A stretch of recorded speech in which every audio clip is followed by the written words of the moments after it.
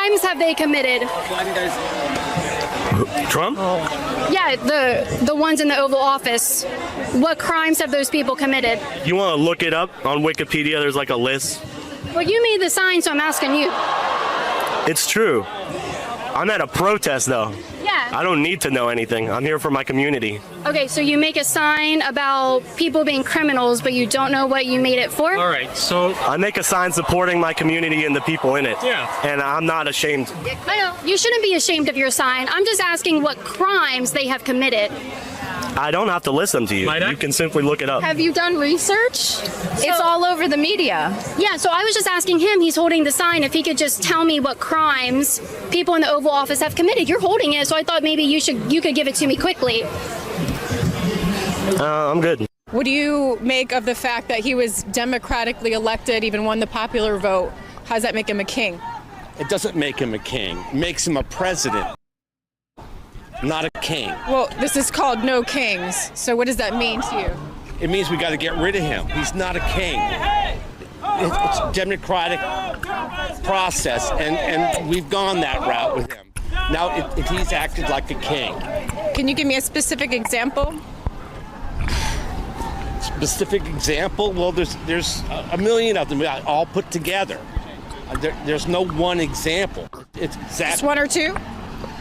It's more than one or two. No, can you give me one or two examples? I'm not off the top of my head. I mean,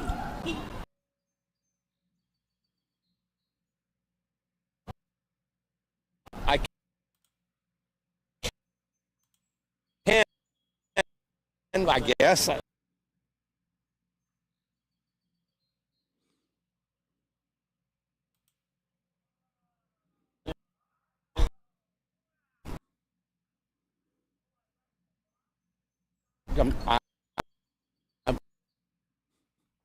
I'm just sitting.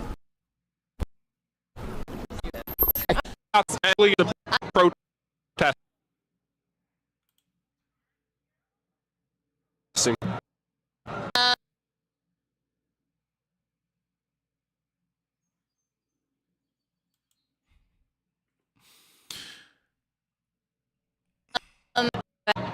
Main reason you're at.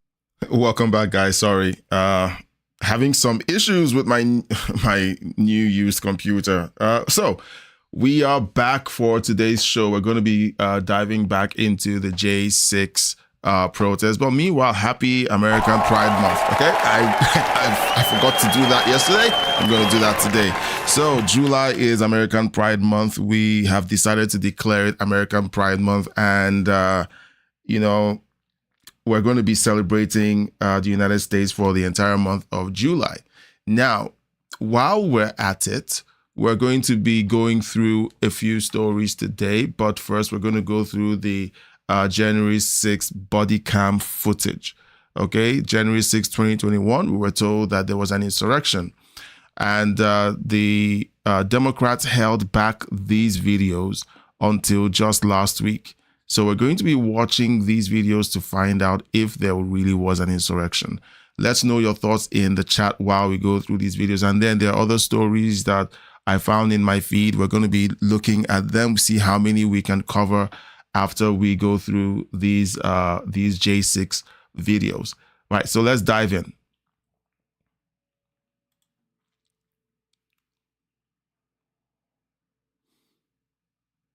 All right, so usually the videos open up muted. All right, the police are gearing up, and let's skip forward a little. There we go.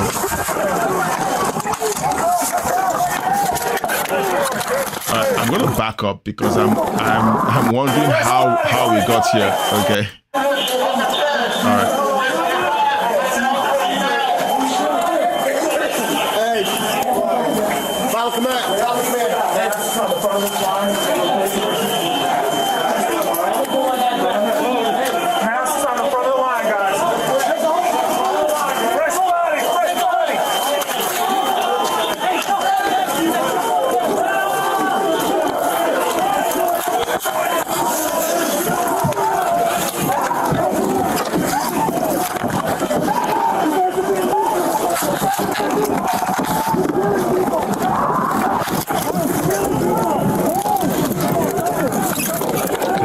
can't see anything.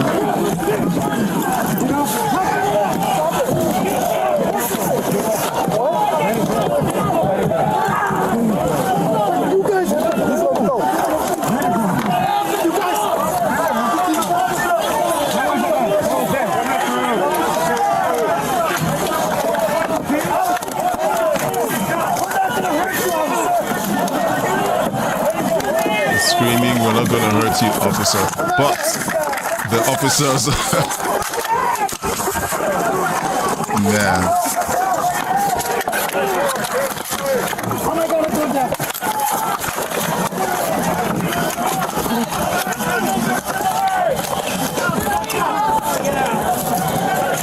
Oh, God, dang it! Oh, my God, you hurt me bad! Oh man. Please! Please! Oh, I got hit in the head. I'm bleeding now. Look, this is crazy, okay? Like, the people getting the worst treatment are the protesters.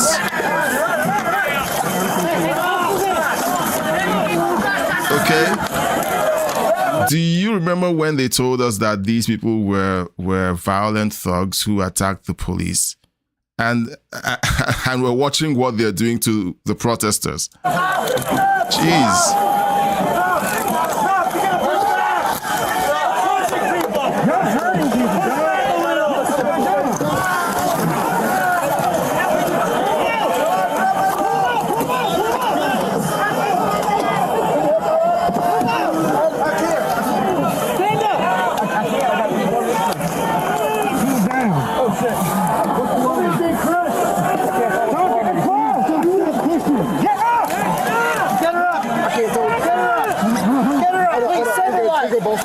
So guys, this is the footage that the media and the Democrats don't want you to see, because as long as you don't see this, you're going to continue believing the narrative that January 6th was an insurrection, that the crowd was violent, that Trump told them to go and fight.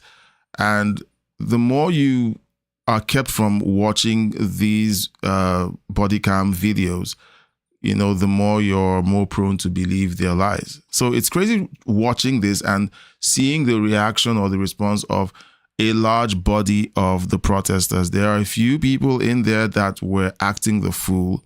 We've called them out in past watch parties where we saw those things happening.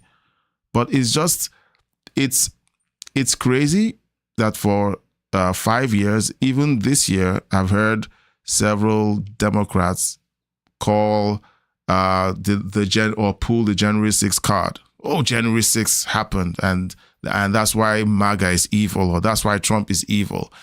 You know, they're immune to facts. They knew that they were lying. That's why they kept these body cam videos hidden. Here, push off me. Push off me. There you go. I can't. Hold on. Gardening, good to see you in the chat. Yeah, happy American Pride Month. Let's find the insurrection. I'm yet to find it, gardening. Meanwhile, how's your day going? Hope everything is working out great. Okay, so let's just keep watching. It's all this is frustrating to me because I keep having these conversations with people. Yesterday, I had yet another conversation with my wife. Oh, the boys are coming to visit again. Okay, cool. I hope they enjoy their stay this time. And since we've moved the live stream to the to daytime, I don't know how that affects the things. So I had another conversation with my wife about the ICE shootings.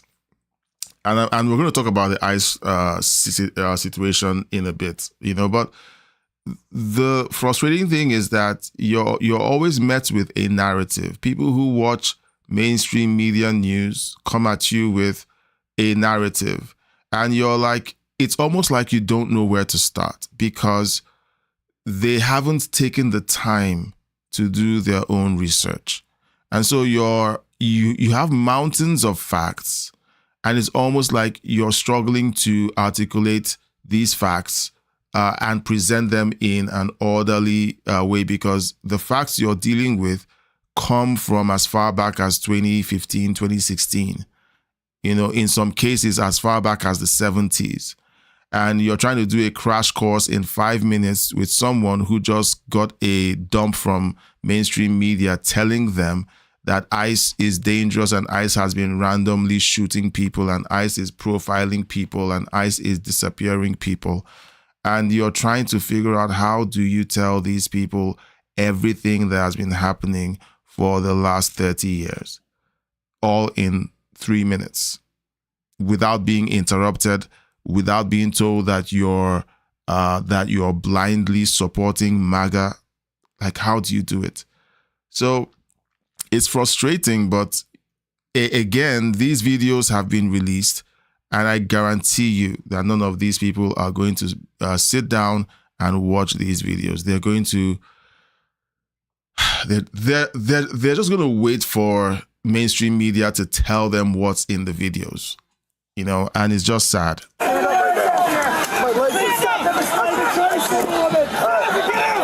Like, that's a protester pushed down, almost trampled by the police and other protesters,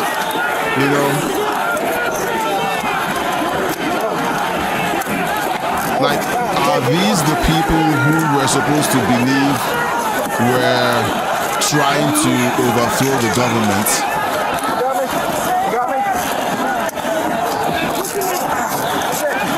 I think he's injured.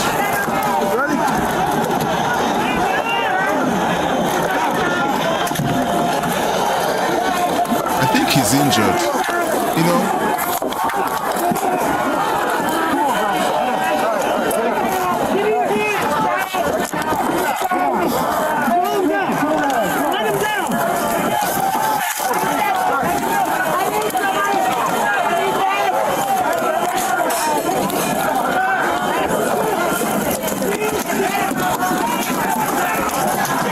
This is insane.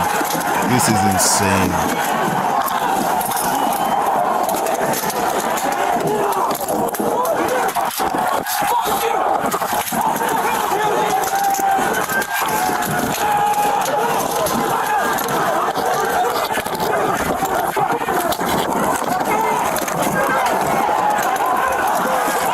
Whoa! Did they push someone down who had a crutch? Wow. Oh, jeez. Again, we have to caveat this because there are people who join the live stream for the first time and they don't know what's going on, and they're like, hey, you guys are supporting these crazy lunatics who attack law enforcement. No. Anyone who attacks law enforcement needs to be handled. Okay, but it's crazy watching how this played out. Like, this guy in crutches, I think, was just pushed down or something, and it's great. And the crowd is angry. Now, guys, again, put yourself in the shoes, or not in. Most of you were there, so I don't have to tell you to put yourself in the shoes. I'm the one who has to put myself in your shoes. Okay, just remember how you felt on that day. Now, if you're on the left, you are glad that your guy won. Fine. If you're on the right, you felt that something was wrong. You went to bed and then you woke up and the 10-point lead that Trump had over Biden vanished. And all of a sudden, Biden was the winner. It felt weird to a lot of us. And then people were angry. They're like, something went wrong. We need an investigation. And instead of the elected leaders listening to the crowd, they set the police on them. They were tear gassed. And then now they're being shoved onto the ground. Many of them got injured. And then for 4 years, they were hunted down by the FBI, dragged before courts. Many of their lives were ruined. The ones who did put their hands on law enforcement, yes, they should have been prosecuted. But Democrats and mainstream media and left-wing influencers spent years calling these people insurrectionists. So let's find out if they really were insurrectionists. Where is the insurrection?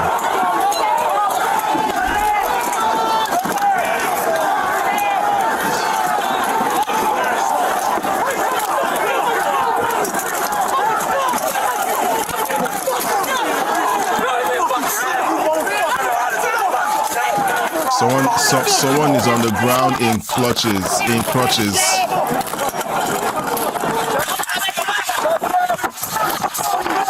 Wow.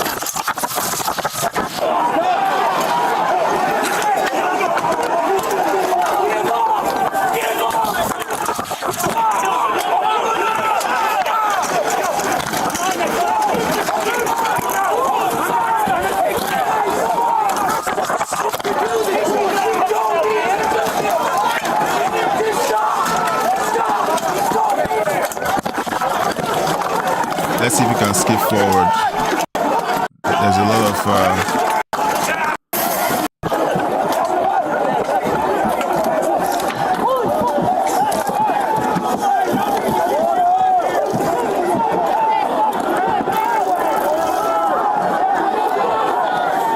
so it looks like this guy dropped his body cam.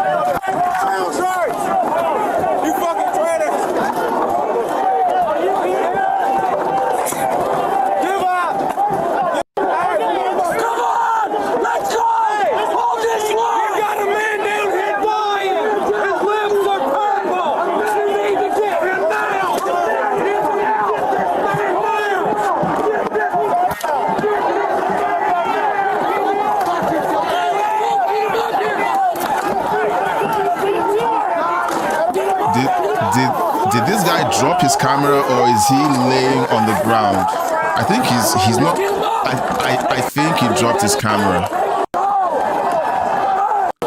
What do you think?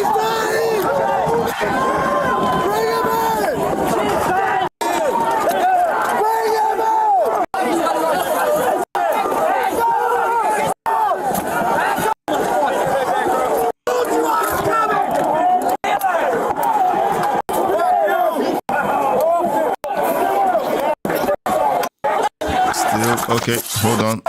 So let's step back and see what happened here.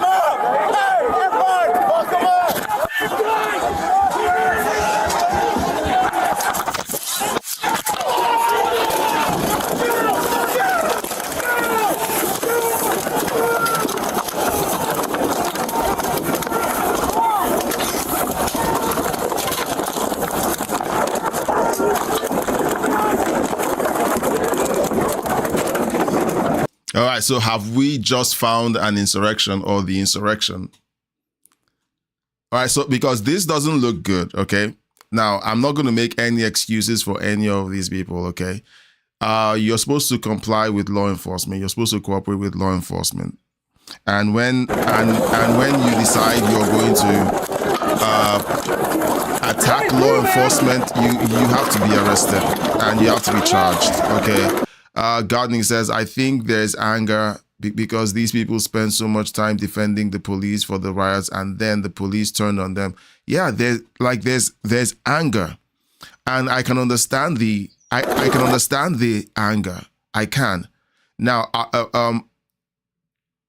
now I'm asking you and I'm asking myself, okay, should that excuse the behavior that we're seeing on the screen?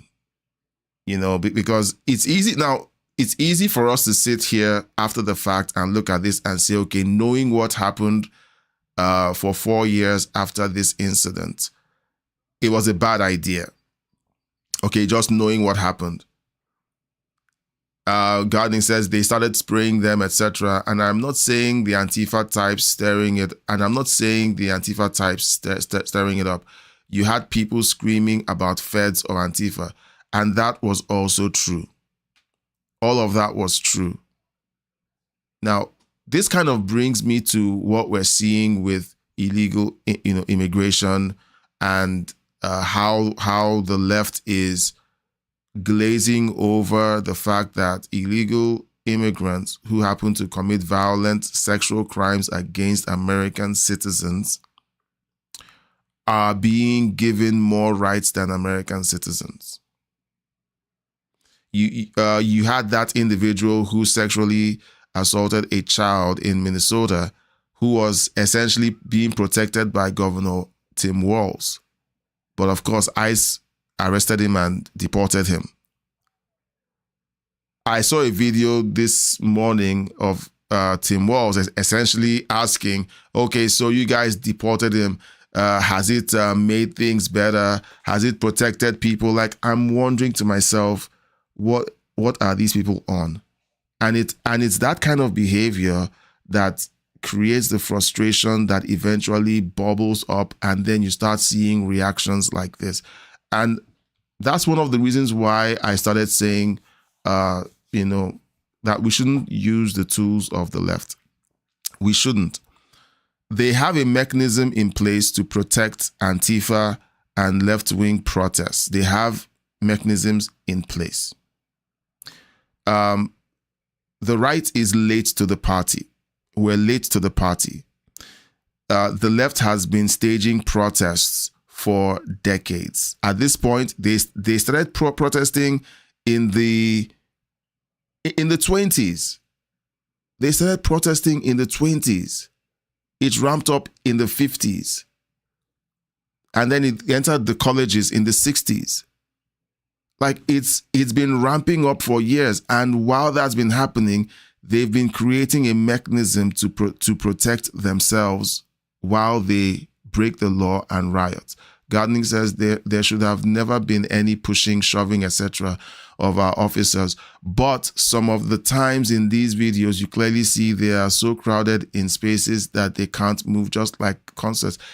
I pointed that out, and it's like, even yesterday, I pointed out the fact that the police were essentially almost creating a suffocating situation. Like, they knew that there was pressure coming from the other side of the crowd, and yet they were forcing people against that, that pressure. Like, isn't there a better way to have handled this? I asked that question, and I was just wondering. So the first thing is, and we're going to continue watching this because we've gotten to a point where real conversation has to happen. All right. Now, first of all, the question is, was this an insurrection? I don't think so. All right. Maybe we're going to check the dictionary meaning of the word insurrection, and then we'll figure out if this was really one or not. Because all I see is people who are reacting to being shoved and pushed by the police, and then they are pushing back. 1, 2, they feel that their rights have been trampled on, and the very institutions that they've been defending have been turned on them. Good morning, Hickox family. Great to see you, brother. I'm sorry, I don't know if you're a brother or a sister. I'm sorry. I'm just assuming that you're a brother because only brothers say brother. So I'm just profiling you that way, but let me know if I got that right. Yeah, so we're in the middle of the video, and we got to the point where the crowd is pushing back. So we're debating, not debating, but we're discussing everything surrounding this particular scene. Okay, I got it right. Thank you so much. Thank you, Hickox family. Great to see you, brother. All right, so Hickox family, you mentioned, I hope it was you who mentioned that you worked in law enforcement. Okay, so just confirm if you are. There's a question that we have, and we would like to get some clarification on how law enforcement handles situations like this, because correct, great. We've been seeing the police pushing against the crowd, knowing full well that on the other side there's a surge. And so that push against the crowd could in many ways create a lot of chaos and could hurt people. Like in this video already, we saw that people were getting hurt. And then suddenly the crowd had enough, turned around and began to push back. And that's where we are. And we're at the point where we said, look, it's wrong for anyone to put their hands on law enforcement, to push back against law enforcement. But we also recognize the atmosphere surrounding the situation, and we don't want to make excuses for it, but we have to be aware of the atmosphere. Now, the question that also popped up was, you had people who defended law enforcement, but they saw law enforcement essentially betraying them. And so emotions were really high. So we're trying to figure this out. So we're not making any decisions yet. We're just lining up all of the facts as we see them, and then we'll just keep talking. So we're in the middle of the crowd pushing back against the police. A body cam video. This body cam video seems to have fallen off the officer who was wearing it and is laying on the floor face up. So that's what we're looking at now. So we're going to be looking at the engagement from the floor, looking up at them. So this is just insane. I mean, can I get in? I can't go back that way, man.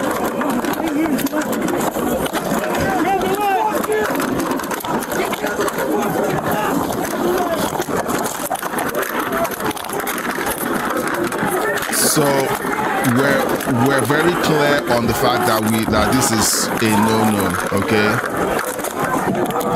This is a no-no.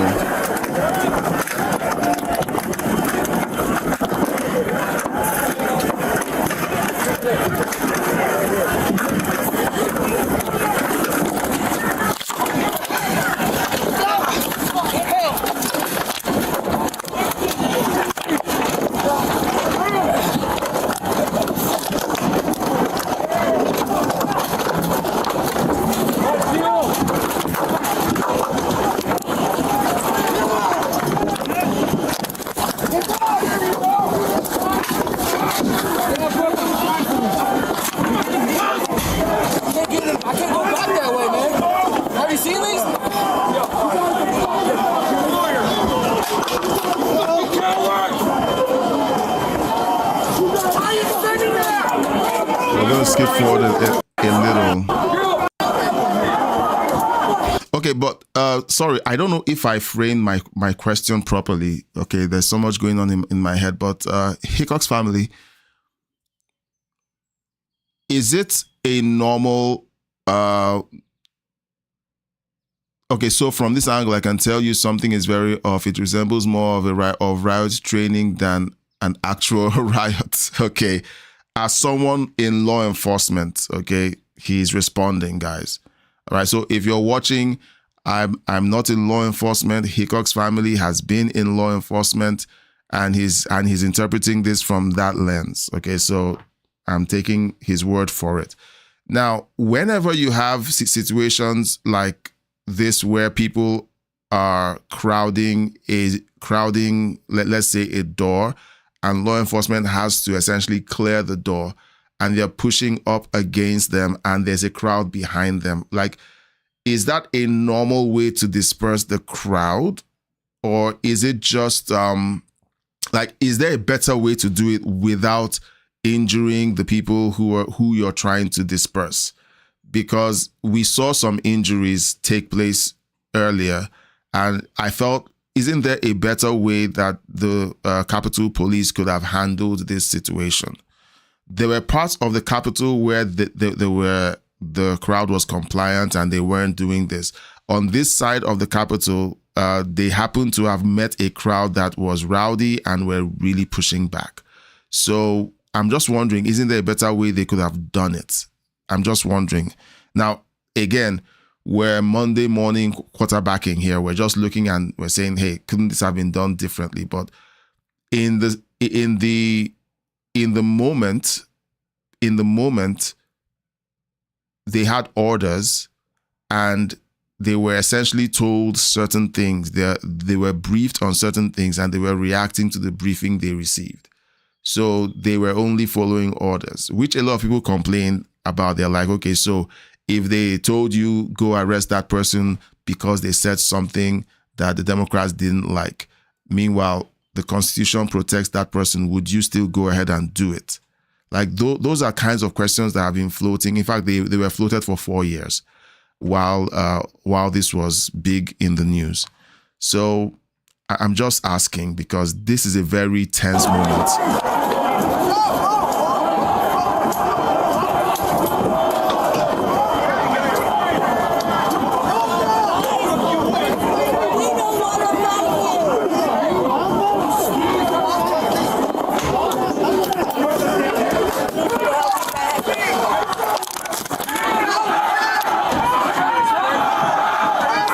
Okay, good. So Hickok's family is responding, says, yes, using a human wall to push the people back is normal. However, it was due to instigators within the crowd that caused the confrontation. The officers were following their training. Good. So look, I'm so glad you're in the chat. Thank you so much, Hickok's family, because sometimes being an immigrant and not even being in law enforcement, you can make speculations, and I don't like being wrong, but I love admitting when I'm wrong, even though it's uncomfortable, especially with my wife. It's hard to admit when I'm wrong with my wife, but I want to know that I'm saying the right things because this is very delicate.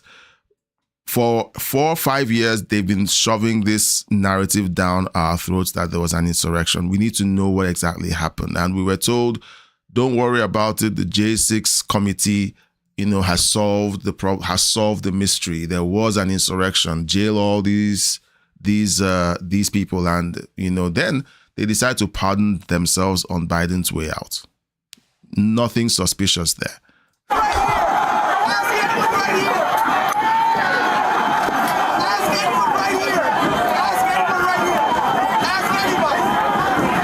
So they stopped pushing. Is that a boot? Is that someone's foot?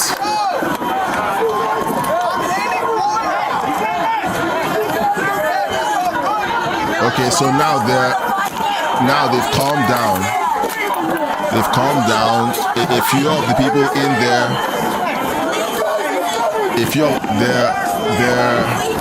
Okay, so essentially there are people in the crowd who essentially pulled off the crazy ones and are trying to calm down the situation. That's good. Now, these officers were only following orders given by those in charge on the ground, as upper command was not answering when called. Wow. January 6th was a mess. It was a gigantic pile of dog poop. It was just a mess. And I think what followed was just people trying to cover their butts. I think that's just what followed. Everyone was trying to cover their butts. Nancy Pelosi was trying to cover her butt. Everybody was just trying to cover their butts.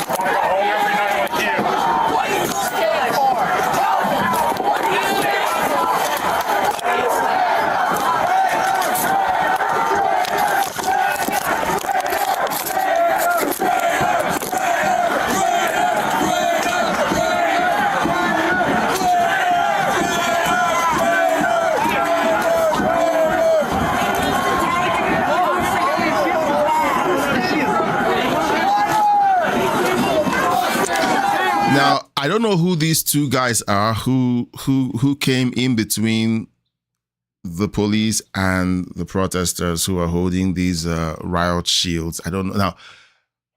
Where did they get the riot shields from? That's another question. It's like, okay, so you guys came to a protest with riot shields, or did you take them off the police? Because there are a bunch of them holding these riot shields. But I digress. These two people are either very brave or I don't know, but it's just my conspiracy brain talking, but they're really brave to have stood in between them and are trying to calm things down. And that's all I'm going to say about that.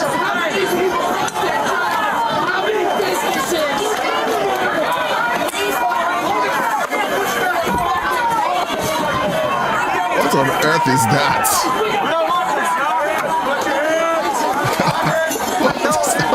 What is that? Is that?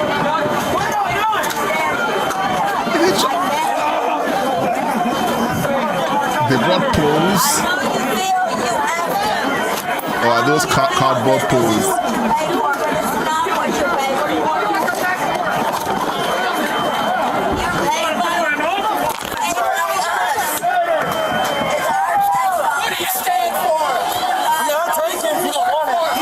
So I guess he's handing that back to the police.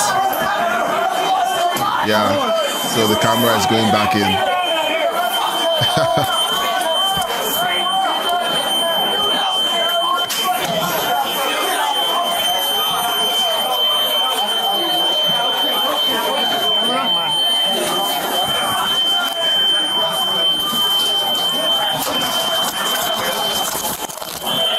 All right, so that's basically so we're going to find another video. So this was a crazy day. This was a crazy day. Let me move to the left. This was 5:35. How many minutes is this? This is a short video. No encounters here. You know, this was a crazy day. And a lot of lies have been told. I'm scrubbing through. There's no encounter here. You know, so you have videos like this, okay? So when the Democrats take the actions of 1% of the people who showed up at the Capitol building and want to make it look like it was everyone who did it. Everyone put their hands on the Capitol Police without listening to the screams that there were Antifa agitators in the crowd. There were FBI informants. They refused to admit that there were FBI operatives in the crowd until finally it was admitted to, but already the damage had been done. Hickok's family says you can definitely see agitators at the front pushing against the officers, and the peaceful protesters are getting in between to create a brace between the two. Yeah. The thing that radicalized a lot of people was maybe seeing how the January 6th protest was handled and how the left overreacted by arresting people who simply showed up at the Capitol. There were people who showed up. I think I heard they showed up after the protesters had been cleared, and they walked through the rotunda, and yet they were visited by the FBI. And I think they were even charged. Okay. Look at the people who showed up. Regular Americans, regular dads, regular grandpas. They felt that their vote was stolen. And that was all they wanted addressed. They wanted that to be addressed. Let's see if I can find something else. Now, I have a bunch of stories that we can get into. This is 12 minutes. Is there any encounter here? We have encounters somewhere. I think there might be an encounter here. So let's see. Look, Stinger. Play Stinger. Stinger. Playing Stinger. Get behind that shield. All right. Come on out. Make it a hole. Make it a hole. Stinger. Learn to get behind that shield. This was 5:04 in the evening. Make a hole. Make a hole. Let's go. Let's go. Hold on. Let him get it.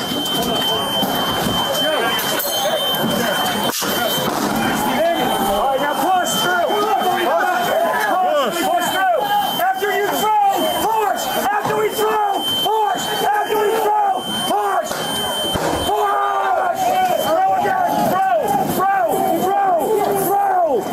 You got more throw. I'm about to throw one more. Get these motherfuckers throw.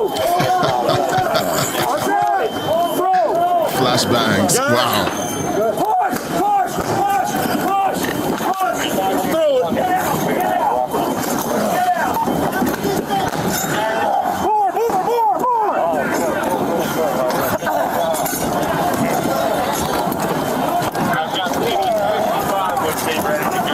Wow. Okay.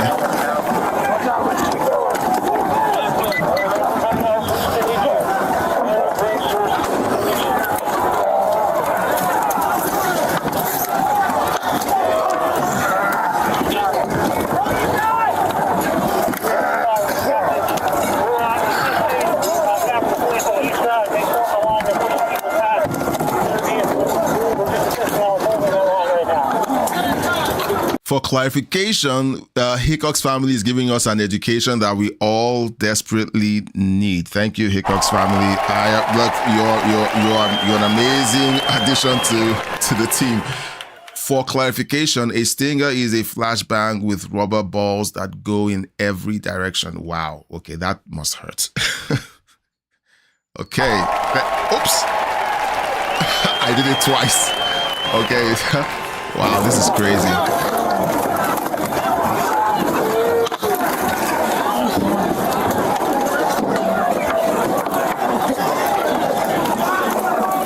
Yes, it stings. It stings. That's why it's called a stinger. Duh. Wow. Whew.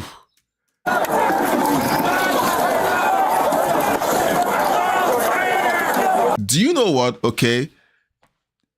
While January 6th was a mess, a huge, gigantic mess. Okay. It's a teaching moment. It's a teaching moment all around, okay, for everyone involved and those who are watching. For starters, again, don't use the tools of the left, because the left have essentially created a scenario where if anyone on the right tries to use those tools, it's going to backfire, because they have essentially created protections for themselves, but they've weaponized the system against the right whenever they use protests. For example, the left routinely protests pro-life clinics.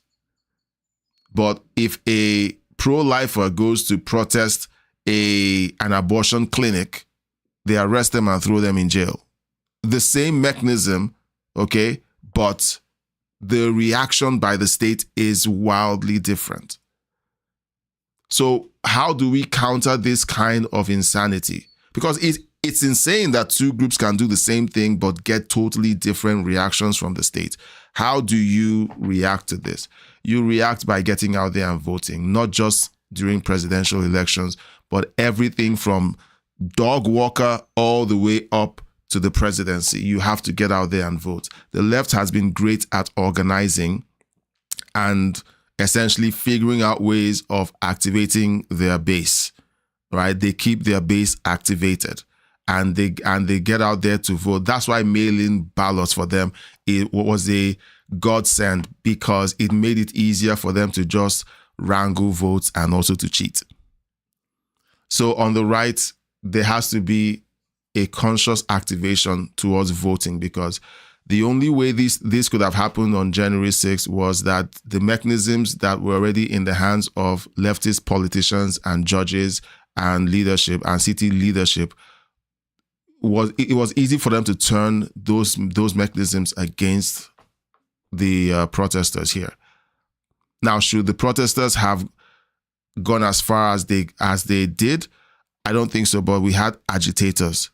We also had, it wasn't organized. The protest wasn't deeply organized.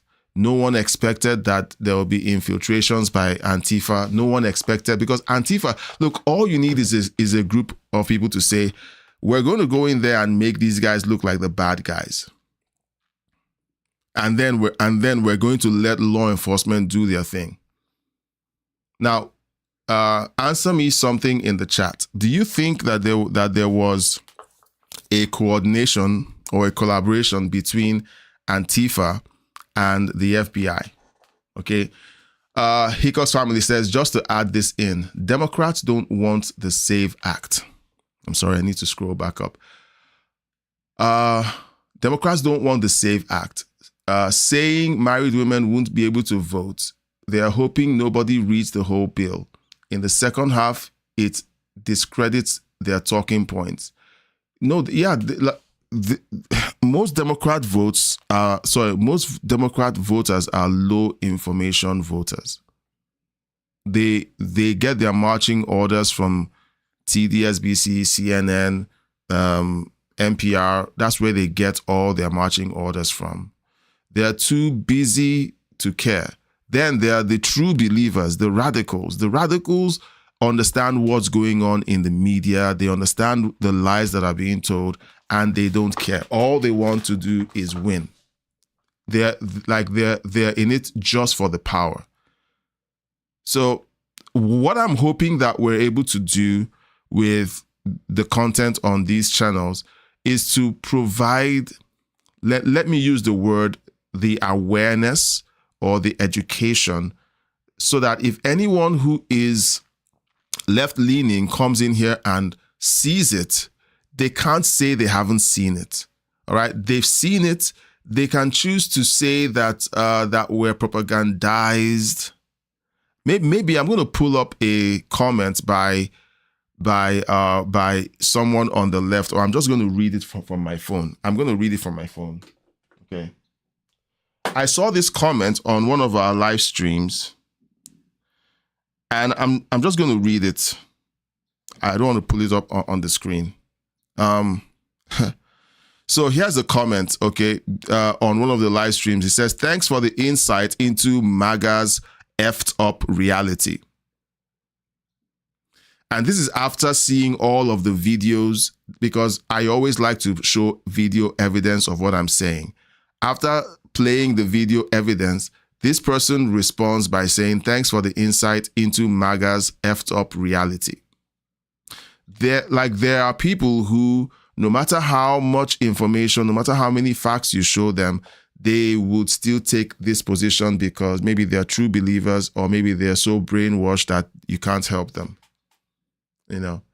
So yeah, so the bill discredits their talking point, but a lot of people just don't care. They've been trained to hate the Republicans so much that everything the Democrats do is justified, because the Republicans are so evil. They cannot be trusted with power. If they are ever in power, the world is going to come to an end. And that's what a lot of people do believe. Gardening says, well, you look at the Fort Worth, Texas cops who have been threatening to arrest Christians speaking out or preaching at the alphabet parades, etc. People called and shared. Now they are restraining their officers. Of course they have to. There's this other video of the woman who was trying to arrest a street preacher. Like, it's un-American. It's totally un-American, and a lot of people who don't like the fact that the freedom of speech allows you to do that are happy whenever they can get away with breaking the law that way. Gardening says the Christians were not allowed to use offensive speech to the other people, so preaching is offensive speech, according to them. Gardening says Hickok's family says it's just about a religion. Oh, sorry, it's not just about a religion. It's anything that they disagree with.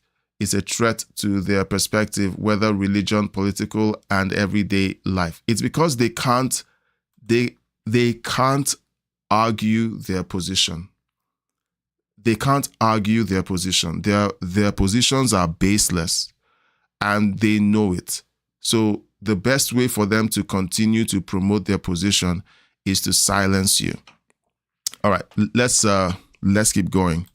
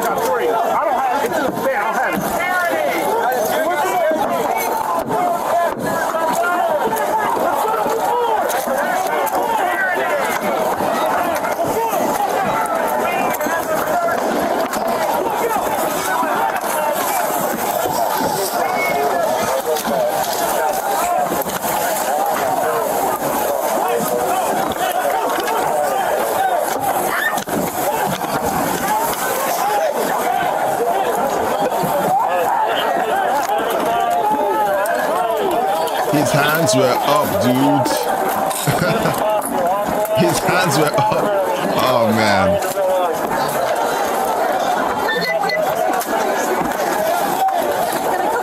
Let's go, let's go.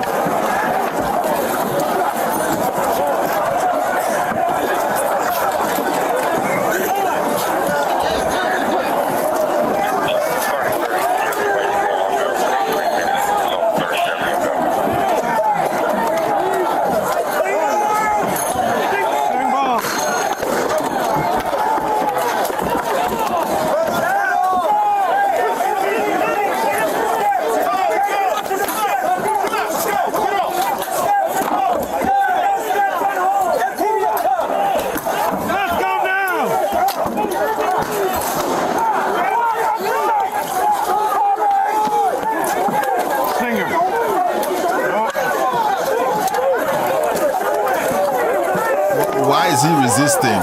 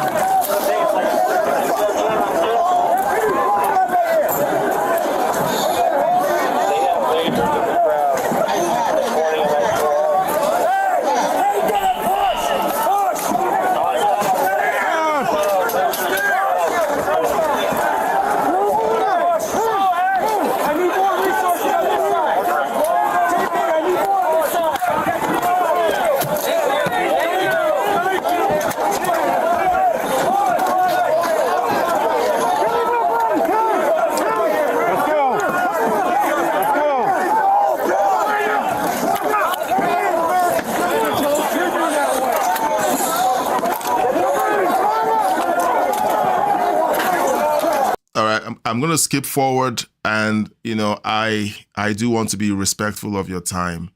I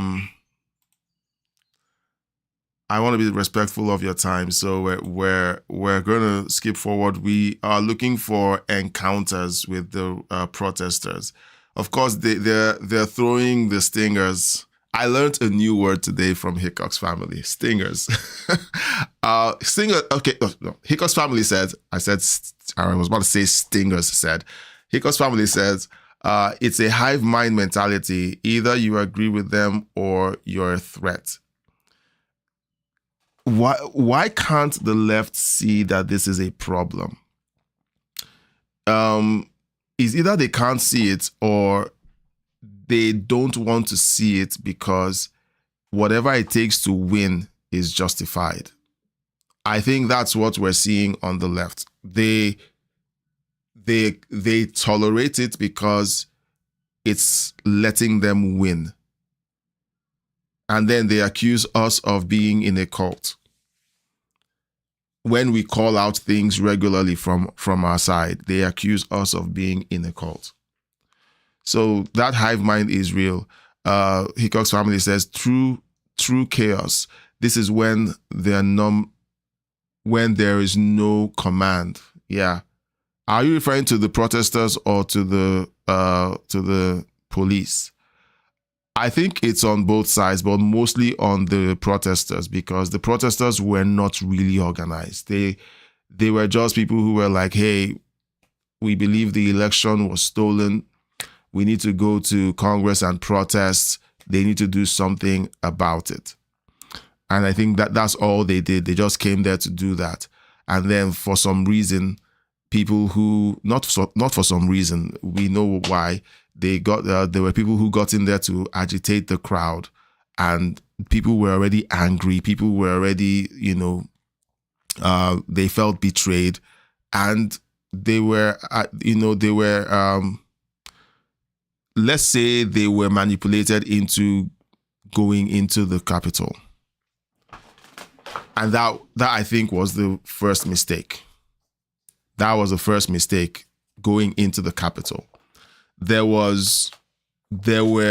videos of the Capitol Police firing tear gas into the crowd before they got into the building in the first place. So that was questionable. We haven't seen that footage yet, but that was from the perspective of the audience, of the crowd. Sorry, we haven't seen a body cam video yet of that happening, but we have seen the police firing tear gas into the crowd.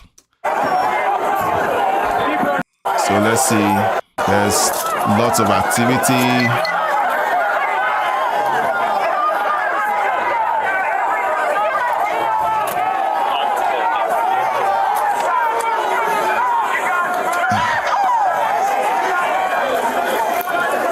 To the officers, I guess that's what you're trying to say. To the officers, it looked more like a disturbed ant mound. Yeah, it looks that way here too. You scatter them, they're just all over the place.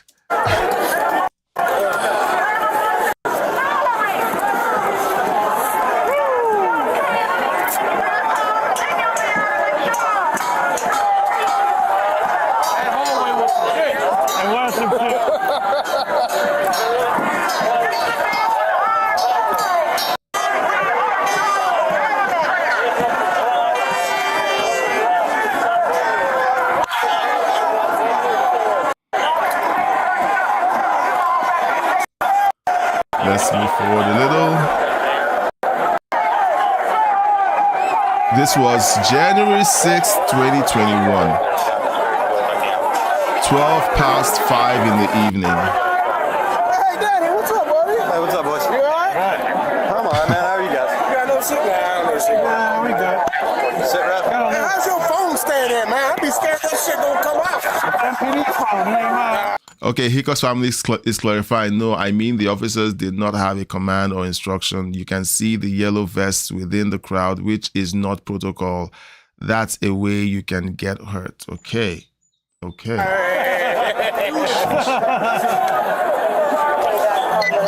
Well, these people look terrified. They look terrified. They look like they're scared for their lives. It's in there. How's it out there? I'm singing. Yeah, it's all right. Guys, well, no, irrespective of what we've just seen with the Capitol Police, these guys were doing their job. They were following orders. We may not agree with the orders. They were following orders. And in my eyes, they are still heroes. The crowd felt hurt and betrayed because the Capitol Police were ordered by the higher-ups to turn them away. They reacted, pushed back, and then they got treated like rioters. Meanwhile, they were law enforcement was seen for months cuddling the rioters during the Summer of Love. That felt like a betrayal. I don't know if if there were riots in Washington, D.C. during the Summer of Love. I do recall that there was a firebombing of one of the churches near the White House. I'm not sure if there was an all-out riot like we saw in Minneapolis and other blue cities. But here, I just want to establish that I still believe that the members of law enforcement are generally heroic people. You do have bad eggs in every group, but when you have people who put themselves in harm's way in between the threat and the innocent, you just have to consider them as heroes. So yeah, I mean, they don't look like they felt that their lives were threatened. They just did a job. The job was going well, and the law-abiding right-wing protesters dispersed. Okay, they dispersed. So let me know, do you think this was an insurrection? I think I said we were going to check the dictionary meaning of an insurrection, and we'll just take a look at that before we pivot over to the next set of stories. So I have a bunch of stories that I picked up in my feed. I want us to look at it. We have the Nick Shirley hearings on Capitol Hill. We have a statement by Senator John Kennedy about the shenanigans on Capitol Hill with questioning people about whether the elections were legitimate or not. We're going to look at that and a couple of other stories. Hope we can get through most of them before we're out of time. And then we'll just see how much we can do. When we came out that door, I was like, fuck me. I didn't have a mask on. Me either. I didn't have no mask. We both put our masks on at the same time. You have 350 FBI agents there ready to deploy. They don't look like they are afraid for their lives. Okay, so this is the end. We're at the end of this video. Okay, so Hickok's family says the Capitol Police were put into a dire situation without significant backup. There were alerts of aggressors going to infiltrate the crowd, and it was ignored, and more security was denied. And no one on the left asks why. They don't. They just blindly believe what they've been told by TDSBC. It was an insurrection. Trump was behind it. BBC doctored that speech to make it sound like he egged them on to have the insurrection. CNN repeated it during the town hall conversation that Trump had on their station, and he pulled out the receipts. Hey, I told them to go out and protest peacefully. These are the receipts. They didn't want to listen because they wanted to spin a narrative. Let me see. Let's see. So let's pivot. So there's 1,627 of these videos. So we're going to be peppering them into the live streams. I like to open up with them because for a lot of us, January 6th was a flashpoint. It was the point where we were radicalized, to basically recognize that things weren't the same. Like the world had essentially changed, and maybe we weren't paying attention when it changed, but a lot of us woke up to the fact that it had changed. So, so let's pivot over to a couple of these stories that I want to look at. So connected to the January 6th riot was the question of the 2020 election. And Senator John Kennedy is on CNN, and they're trying to grill him about the answers that are given. Hold on. You should stream Trump's speech that is scheduled for later on today. Yes, I will stream that speech. That is the one where he's supposed to be announcing. When is the speech supposed to be? I think it's meant to be. Hold on. I usually get these notifications on my calendar. Hold on. I usually get these on my calendar. want to be sure I have it.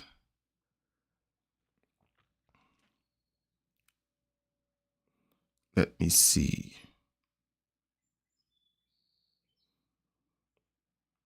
Calendar today.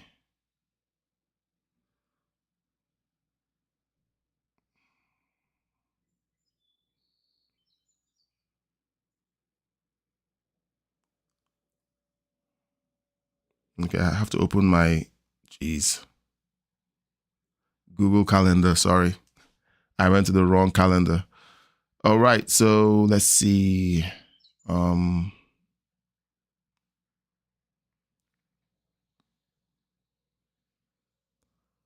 What am I doing?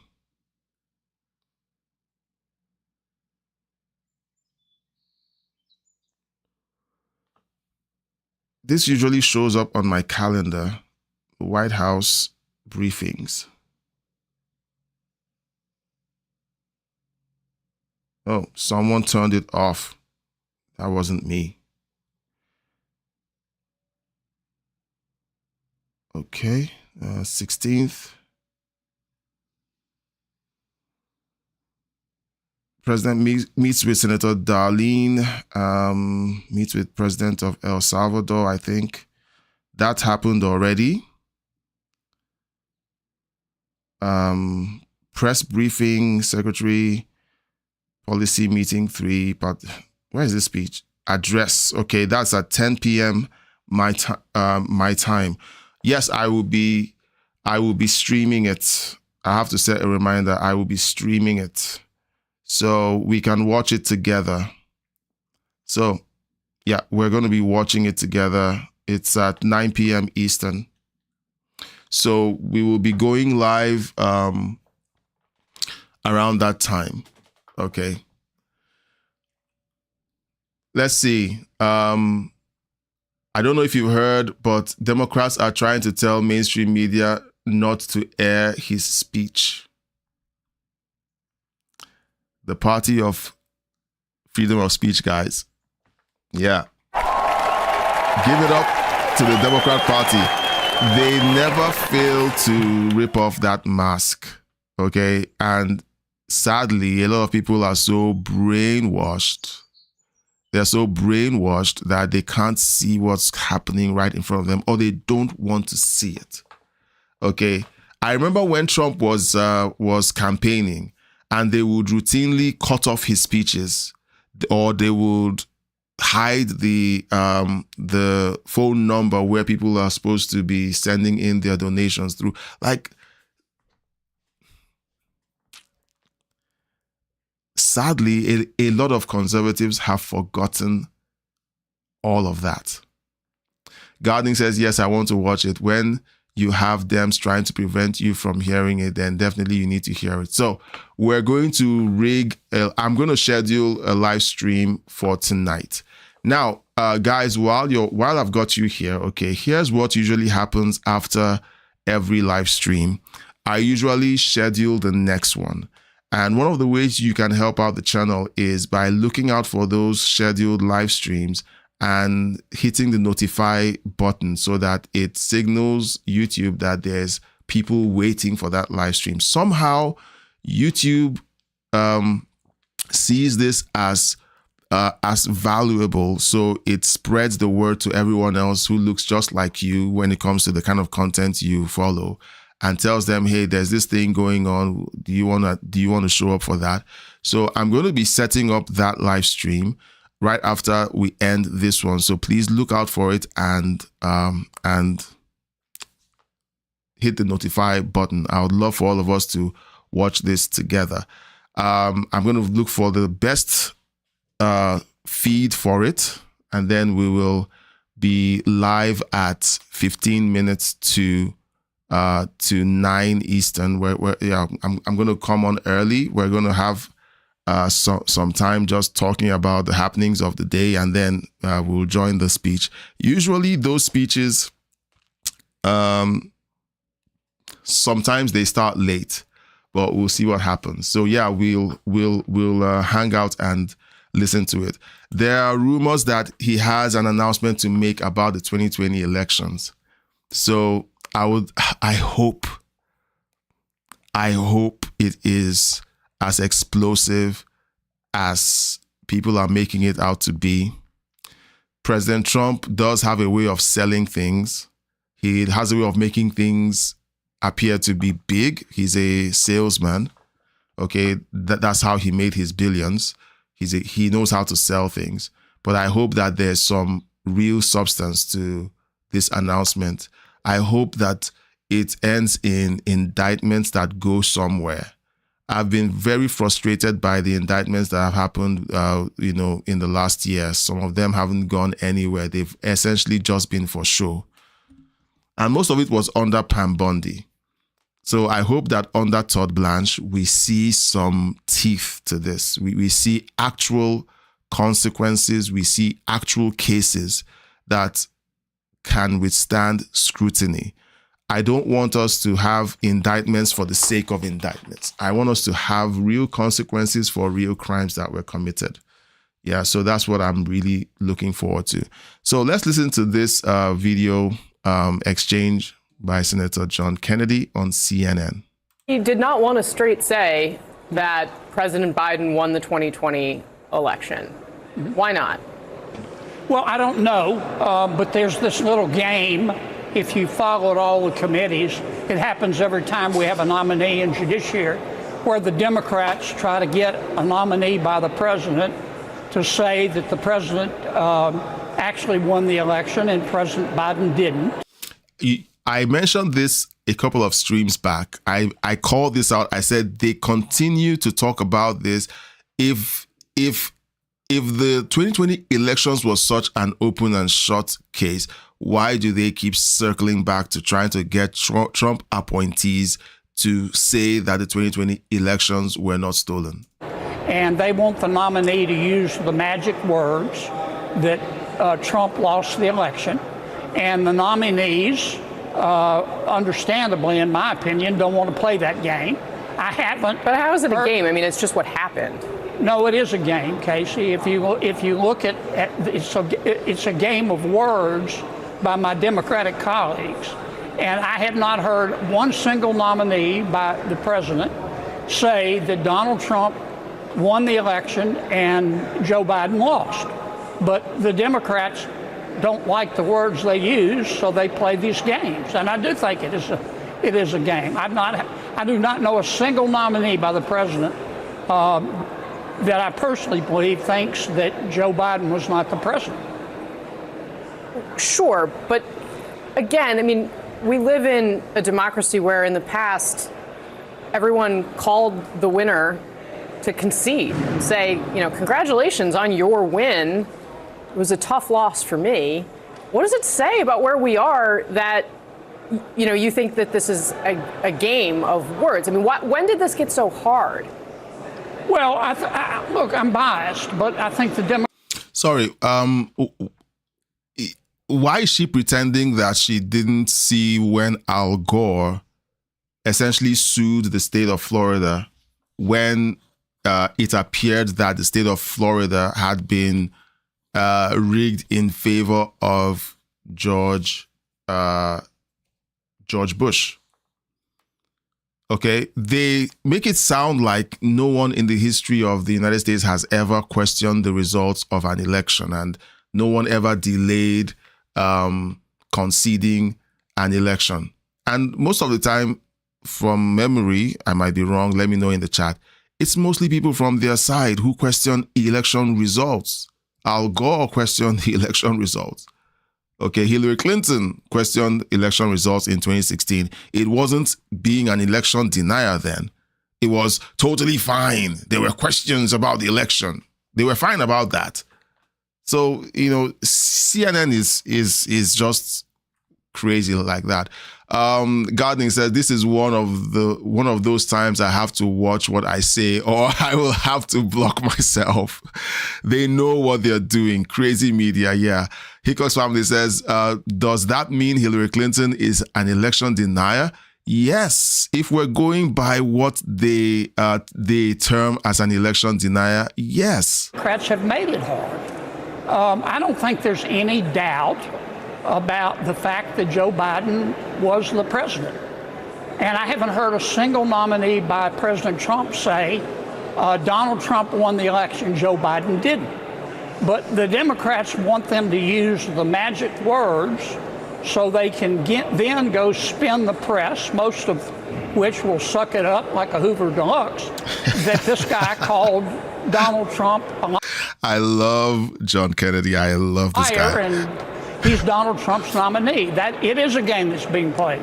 I've been in dozens of hearings where the Democrats did that, and I don't think the American people have any doubt about who the last president was. It was Joe Biden.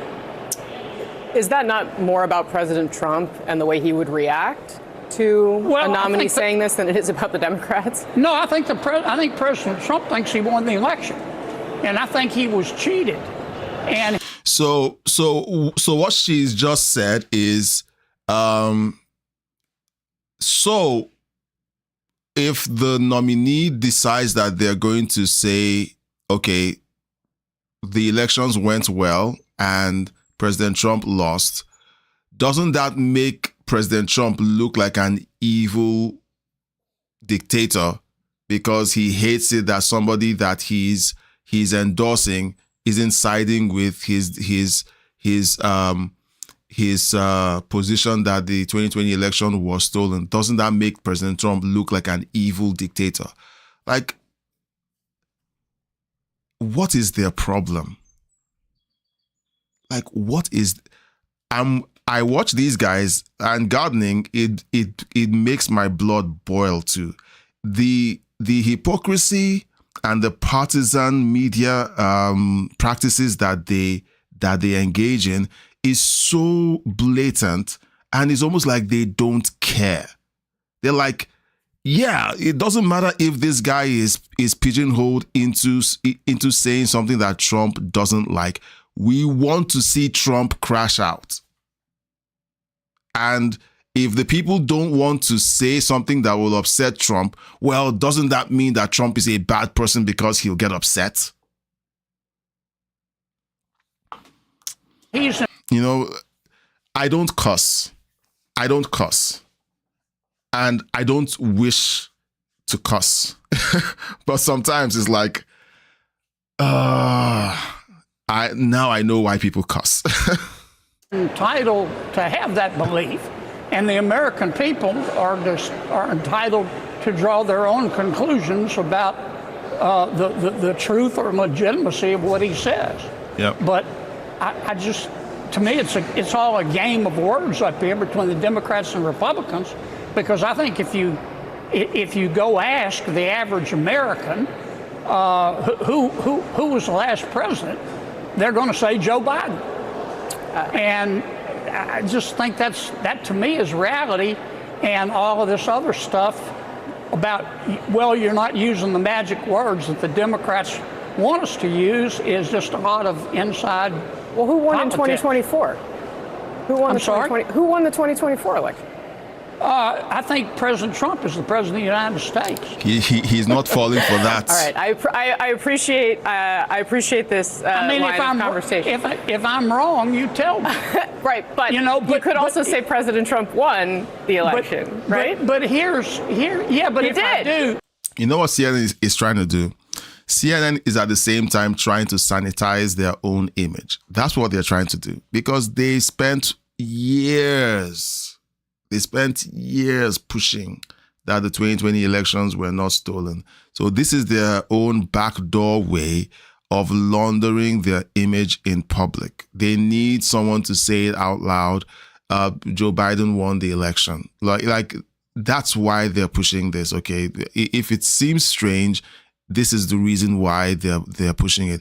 All the left-wing media, outlets, have they apologized for the super flu? Have they apologized for telling you that you're an evil person if you didn't take the jab? Have they recanted their position on claiming that Joe Rogan was taking horse dewormer? Have they? They won't. So I guess it's just their own backdoor way of trying to launder their image. But that's the magic words that the Democrats and many members of the press insist that we use. And it's just elections are won and lost. I mean, I don't know. It seems like fairly plain English to me. Yeah, but as someone who speaks in a lot of plain English. It's more than that, and you know that. I mean, it comes up in every single committee because they want to see the president twist off at one of his own nominees. Yep. I mean, I can tell you this: President Trump thinks he won the election. Now, I analyze it. I think he won the election. It's not hard for me to say that. I think he won the election. That's why I will never run for office, because I just won't play that satanic game. Okay, I won't. So he can play that game. He's a politician. The rest of us who believe the truth and who are seeing the truth play out before our eyes, we can say it. So it doesn't matter. They can play their games in the media and on Capitol Hill and in politics, but nah, I'm not playing that game. A little differently than some. The issue to me on the election that President Trump claims he won was there voter fraud. I think there was on both sides, probably. I saw ballots flying around like confetti. That never was the issue. The issue was, did anybody prove that there was fraud and that it made a difference in the results? And the answer to that is no. And I think that's what most Americans have concluded. Somebody goes to court and proves that there was fraud and it altered the outcome of election. That's a different story. But nobody ever did that. I appreciate that. There are, of course, instances, small instances of voter fraud that always should be investigated. Really? But I appreciate the point you made that there were not enough that it would have changed the outcome. Have you seen Los Angeles? Seriously. But I get it. You know, the game on Capitol Hill is that President Trump honestly thinks he won the election. He has the right to think that. You may not agree with him, but it drives many of my Democratic friends crazy when they hear him say that, and so they can't get to him directly, so they poke at his nominees. It is a big game. It drives them crazy because they know it's the truth. It's really as simple as that. Now, J.D. Vance was on Rogan. There's a recent episode of Joe Rogan that was released, and I hear that there were 2 parts, or was it one gigantic interview? We can't react to the Joe Rogan interview, but we can at least play this snippet where Joe Rogan is coming right out to say that the election in Los Angeles was essentially stolen. Let's watch this, and then you guys give me your thoughts on this. Because Rogan essentially is calling out everything, what all of us are seeing. You don't have to have 1 million subscribers, 1 million followers, 8 million followers, 20 million followers to be able to see the truth. You don't need subscribers to be able to see the truth and to tell the truth. If you have 2 eyes and 2 working brain cells, you should be able to see what's going on and tell the truth. Well, it's just very disheartening that you have to consider the fact that it's really possible that the elections get stolen. And the California one was a big one for me. And why not just have mail-in, or why not just have voter ID? Yeah. You actually that's saw, insane. Not only did they not have voter ID, Yeah. you can't show your ID. You're not allowed to show your ID. You can in fact be prosecuted if you try to force somebody to show their Which ID. Seems like you want people to cheat. Exactly. Yep. And this is from the same people that were saying you have to have an ID that shows you've been vaccinated just 4 years ago to go to grocery restaurant. shopping or to go to a restaurant. Yeah, no, it's definitely, that's the part about it that I think makes most people of my political persuasion skeptical of what the Democrats are doing. Yeah. Like, if you don't want to cheat in the election, then just make everybody actually show an ID. Another thing people don't realize is, I didn't realize until a couple years ago, the voter ID solves a lot of the mail-in ballot problem. Yep. Because if you have to show an ID in order to get a mail-in ballot, in order to actually, confirm that there's a real identification attached to that vote, that solves a big chunk of the problem too. And how hard is it for Democrats to simply own up to this point?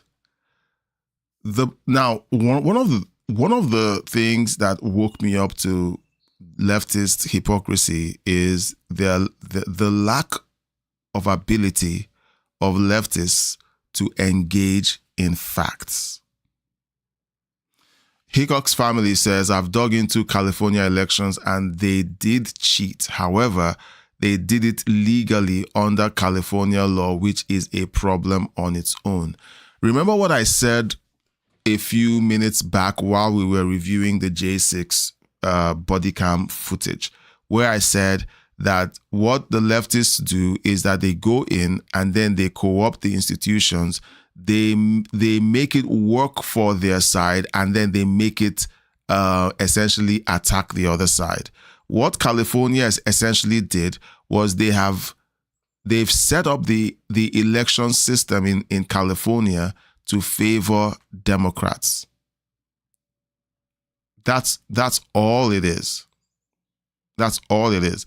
If Republicans went out and did exactly what the Democrats are doing, okay, you would magically see an election investigation exposing everything that the Republicans did. Meanwhile, the Democrats are doing it even bigger right alongside them.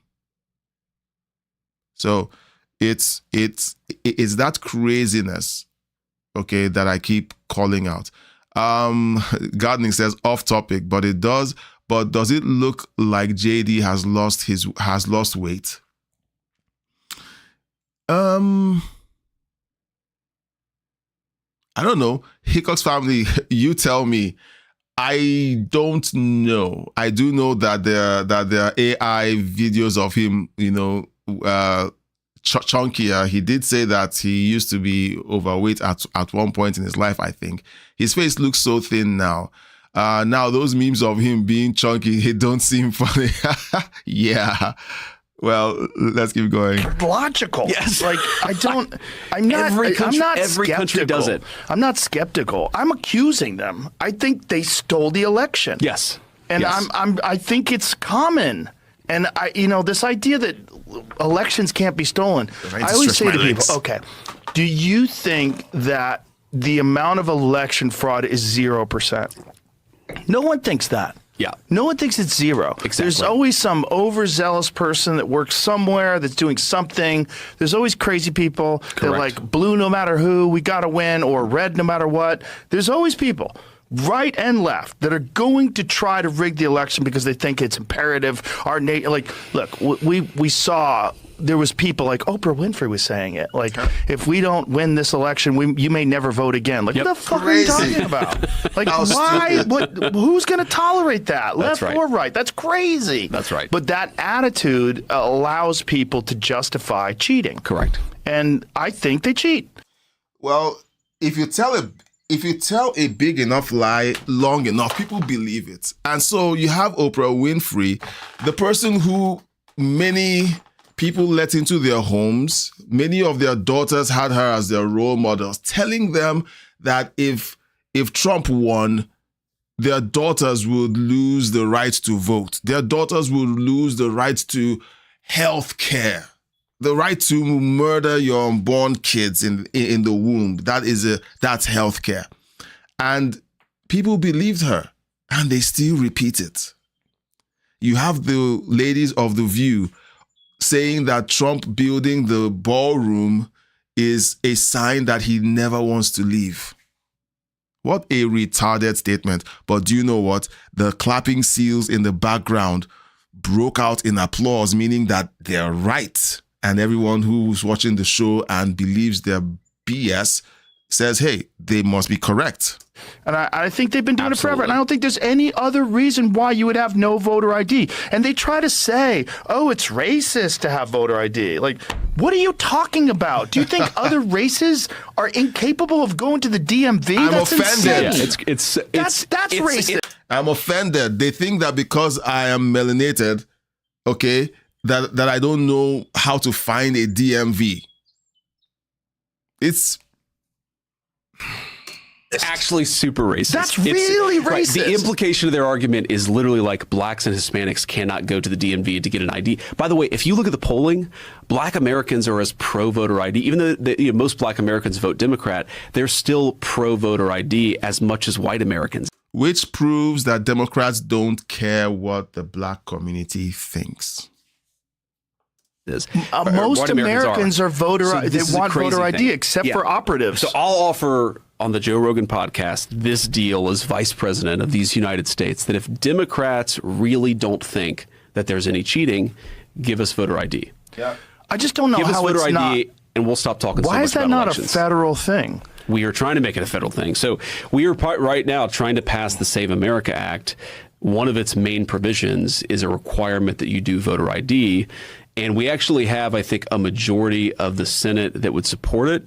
But this is just weird Senate procedural bullshit. There is a subsegment of people who want voter ID. The Trump administration, Donald Trump changed language in U.S. politics. Okay. I know that there are accounts that Lyndon B. Johnson used to swear a lot. I know there are accounts of his crassness. But I think Donald Trump just made cussing as a sitting president and VP mainstream. But okay, that's the end of that video. So I'm sorry. I'm going to be standing up occasionally because I don't know, my chair, for some reason I feel like my chair isn't working for me anymore. Like I'm sitting, I sit for long hours, and suddenly now it's like my feet, okay, are getting bothered by, I don't know whether it's the chair or just me sitting for a lengthy period. So I'm going to be standing up occasionally from now on because I'm getting really uncomfortable with it's distracting. So I just wanted to say that. Now, Kevin O'Leary talking about, hold on. Hickox family he said I was about to say the meme. He looks healthier though. Look, that meme circulates. There's a show that I watch and he opens his show with the meme regularly. Okay. And I'm like, and people love the meme. So it's essentially trolling the left because they try to use that meme to shame JD and JD just owned it. And that's the important thing. Whenever the left tries to use something to shame you, just own it. Okay. So people used to call me bootlicker in the comments section. So I owned it. I am the bootlicker in chief. It doesn't bother me. Gardening says, okay, looked it up. I haven't seen him much over the last few months. He has lost about 30 pounds by a healthier lifestyle. Okay, that's good. That's good. We need our presidents and vice presidents to be healthy. Hickox family says, well, you have to understand that Trump was never a politician, but a businessman, which is what I've been trying to tell people for years. Back in 2016, during the primaries and the run-up to the election, my dad came to Nigeria then to visit, and we were watching the debates on screen. That was during the primaries. I think, no, that was just before the elections were held. And he asked me a question. He said, who do you think is going to win? I said, I'm not sure, but Trump is good for America. He says, why? Because Trump is a businessman and he will run America like a business. And, I'm not wrong and I haven't been wrong yet. He's running the country like a business. The career politicians don't like it because they don't know how to run businesses. They can't run an ice cream store. Okay. So let's watch this. Kevin O'Leary essentially is calling out this idea that illegal aliens are allowed to vote by the left. Well, let's hear the exchange. It's just a 19-second clip. Not going to do well in the midterm elections, and they are coming up to it to find a reason. Yes or no? But that's not the question. It's already illegal. No one is doing that. That's already illegal. Is it? It's already illegal to vote if you're not a citizen. Why not just say if you cheat and steal and you're illegally voting, you go to jail? Oh my goodness, what a concept! That's already the law. Go ahead, Tess. Why not say it? Because they can't say it. They can't say it because when they do it, it's on record that they said it. Whenever you have these leftists dance and weave and refuse to say these things out loud, is because these are things that they are comfortable with doing. Of course, you had Karen Bass saying that when she was asked whether she would support illegal aliens voting, she didn't give a yes or no answer. She went down this crazy word salad rabbit hole. It depends, and why? Because this is something that they desperately want to happen, because they know that illegal aliens would vote Democrat, because Democrats have spent years telling them how they want to legalize them and make them citizens. It's Democrats who give them driver's licenses without vetting them properly. It's Democrats who allow them to vote in state and city elections routinely. It's Democrats that do this. It's Democrats that fight for taxpayer money to be used to essentially pay for their houses, phones, everything, giving them more rights and opportunities than American citizens. It's a no-brainer. Now, let's move on to this story. Now, we covered the shooting that happened in Maine a few days back. And there were reactions. There were people who essentially, and we had that my wife and I had that conversation yesterday. I think I opened up with the show. I mentioned it earlier in the show. And temporarily, ICE was told to stop essentially checking vehicles. But now they've essentially resumed it. Now, President Trump has reinstated traffic stops, and this is a report from Fox News. Let's have a listen. Hi, good morning. So it was just 2 days ago that Border Czar Tom Homan shared that ICE was doing a temporary pause on vehicle stops. Homan indicated the decision was made by DHS Secretary Markwayne Mullin and the ICE director. Then the president came out with this Truth Social post saying, "We cannot give up one of ICE's most important and effective crime-fighting tools, the traffic stop. Once we do, we are playing right into the criminals' hands." He also addresses ICE officers saying, "Be judicious, fair, and smart, and go back and do your very important job." Does that sound like he's asking them to shoot people because of the color of their skin? Does that sound like he's asking them to be racist? Of course, the left isn't going to acknowledge that President Trump is asking them to do their job in a fair way. They're going to put words in his mouth. They're going to insinuate what he's thinking. They're going to say, oh, these results actually mean that ICE is actually racist. Meanwhile, they conveniently refuse to acknowledge the fact that threats against ICE have gone up 1,300%, that ICE agents routinely get doxxed, their families threatened, people threatened to kill their families and their kids. And this never happened under Obama, under Bush, or under Biden. Like, deductive reasoning, which most Democrat voters seem to have abandoned, should tell you that there's something wrong with that picture. Let's keep going.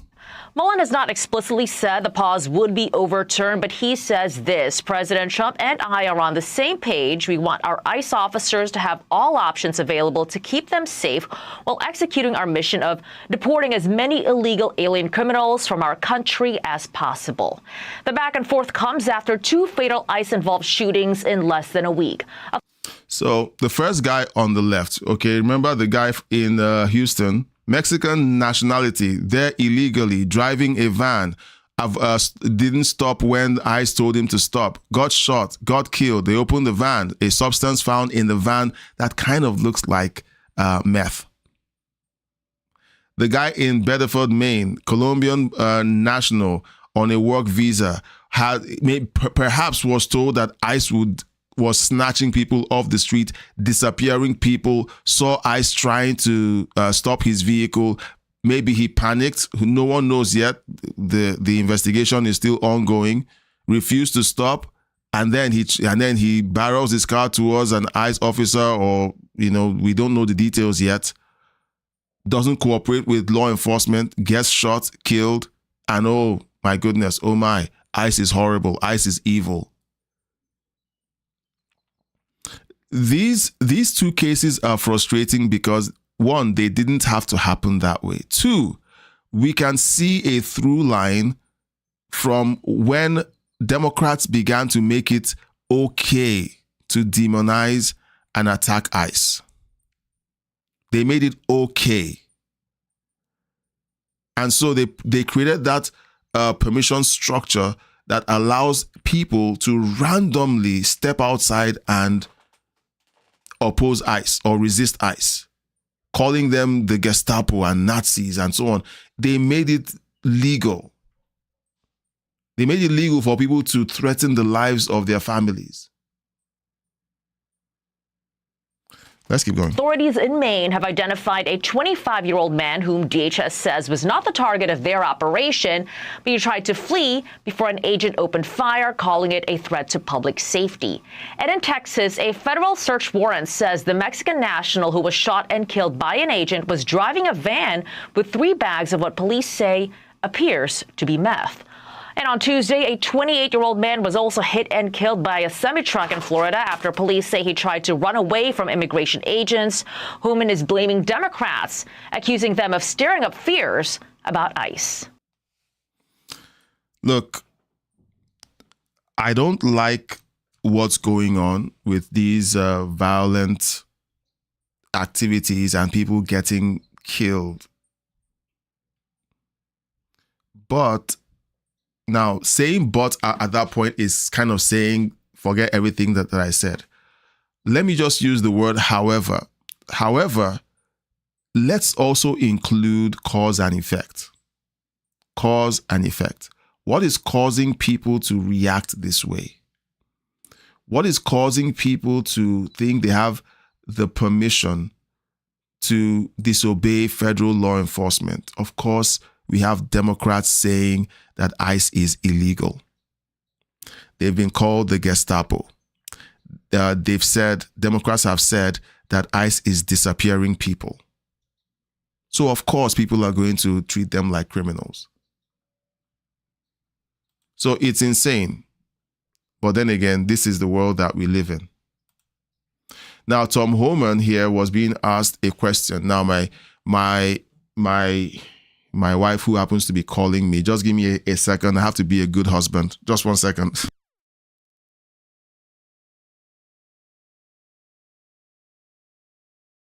ICE agents not wearing body cameras in Houston or in Maine during these 2 incidents? When the Democrats shut down the Department of Homeland Security, I was up on the Hill as part of the negotiating team to reopen the government, and they wanted body cameras. There was $120 million in the budget they were holding up to buy those body cameras. Now, since the big, beautiful bill passed, now the reconciliation bill, the body cameras have been ordered. There's a deployment schedule on the books, and right now they're just train to train.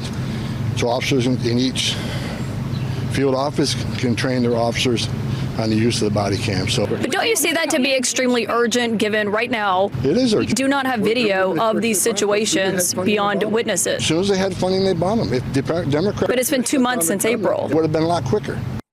ICE agents not wearing body cameras.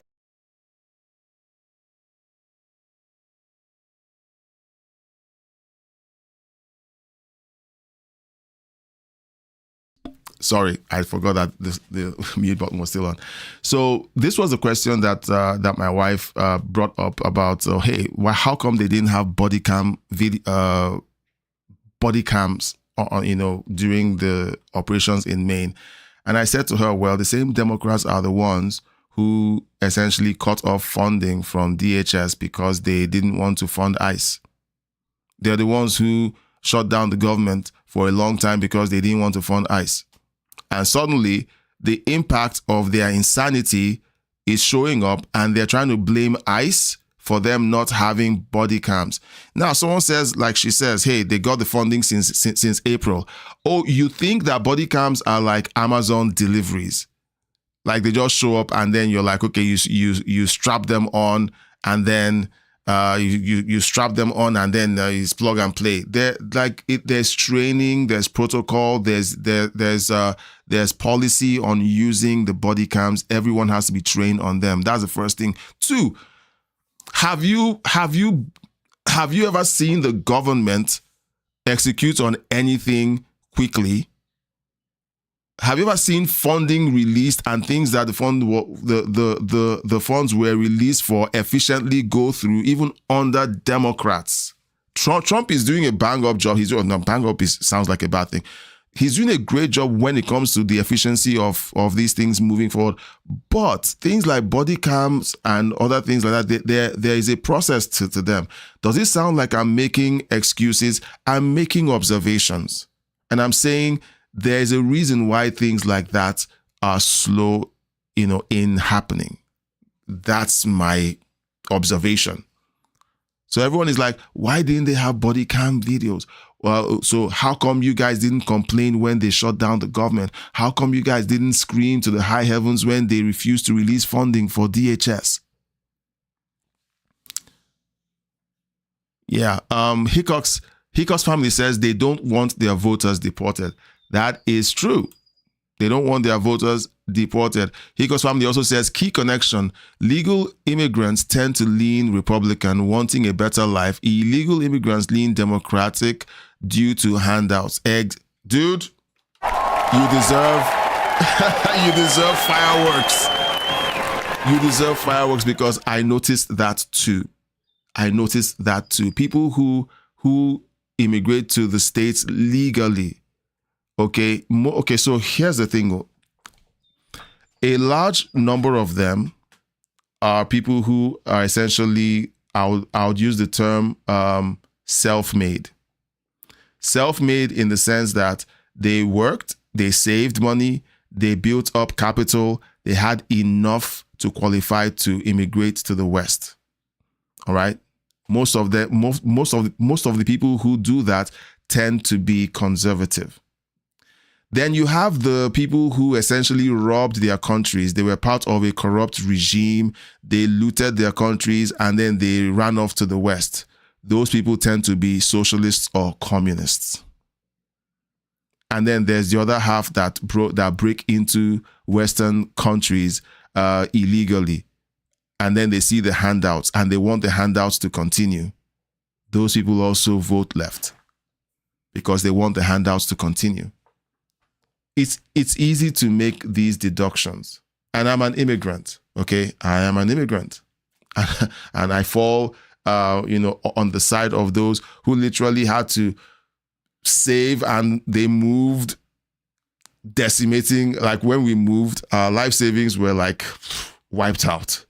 Like we literally had to prove that we could, take care of ourselves and do everything. Like everything had to be on the up and up. So no handouts for us. When we moved here, it was like, okay, I will do door-to-door marketing to take care of my family.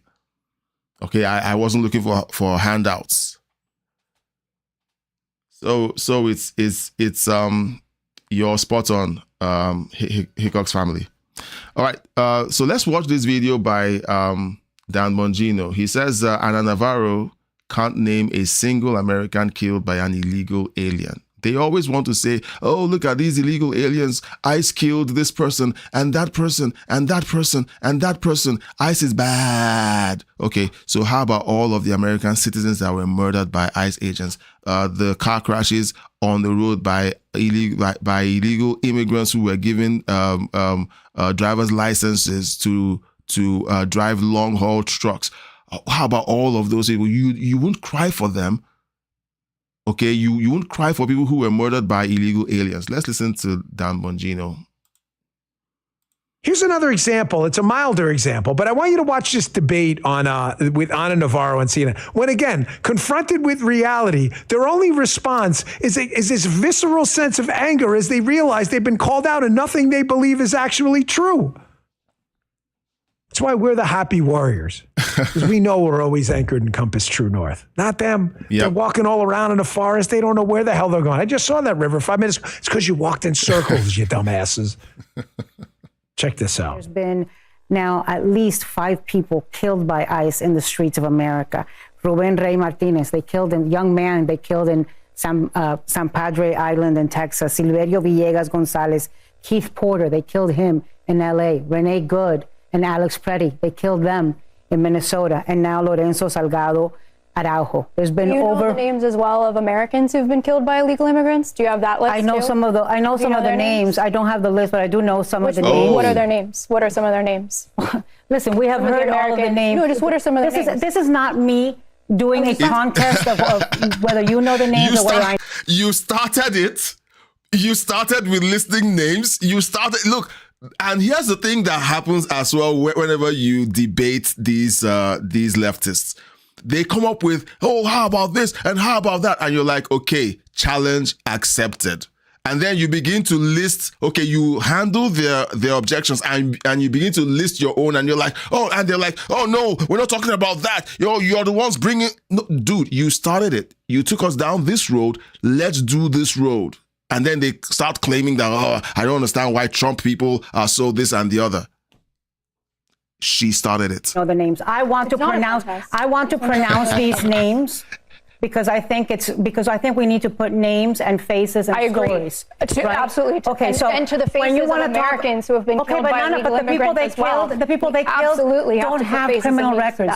What are their names? The people Laken Riley killed. Jocelyn Nungare, Paige Steinle. And what are the names of people that have been killed by U.S. citizens? What? How is that relevant to this? Well, you want to start. What? What? I will leave the name calling to the channels who cuss. But this woman over here, Ana Navarro, okay? Talking about people who've been killed. Now let's start talking about people who've been killed in this country. So there's a hell of a lot more people that have been. Moving goalposts. You started out with people who were killed by ICE, and we're like, okay, fine. How about the American citizens who were killed by illegal aliens? And then she moves the goalposts. Oh, how about people that were killed by American citizens? I'm like, are you insane? Killed by U.S. citizens than people who have been killed by illegal aliens. Jeez. Holy Moses, is this lady freaking crazy? Hat tip over to news for putting that out there on that CNN clip.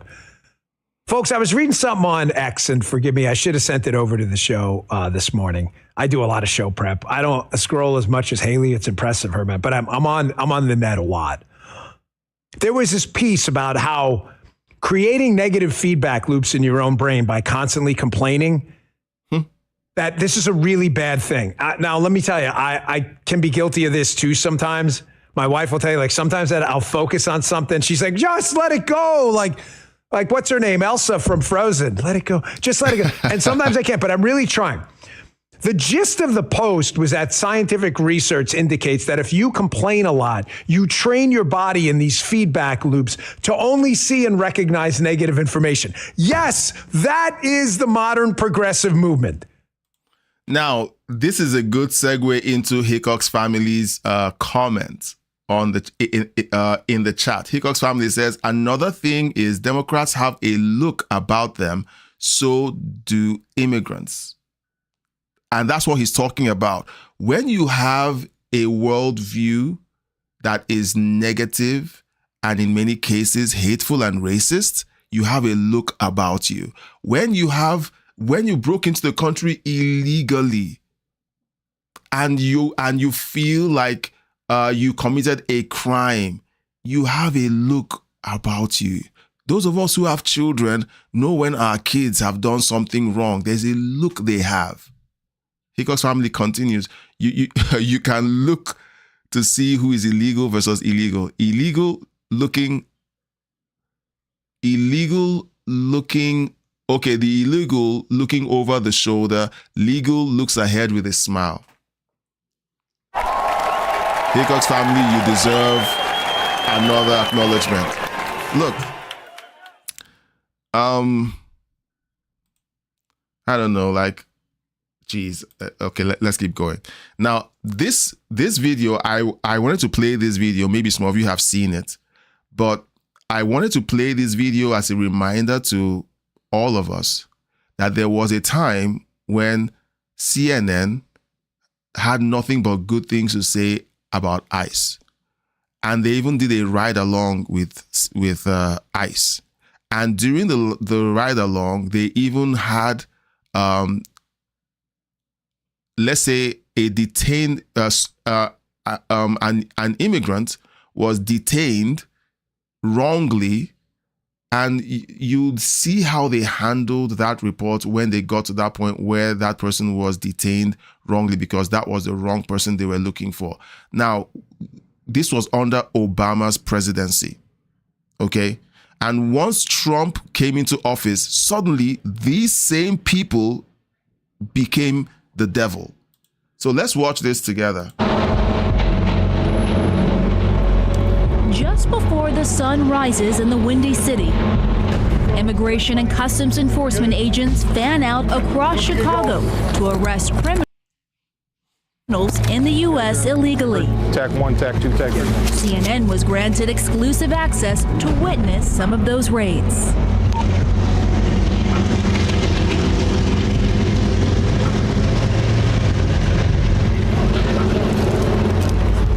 All right, so this is the same broad view. I'm going to move. Maybe I should. Should I move my camera? Sorry.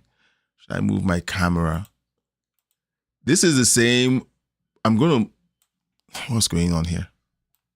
Yeah, I'm going to move upwards. Okay, so we can see a bunch of these tags.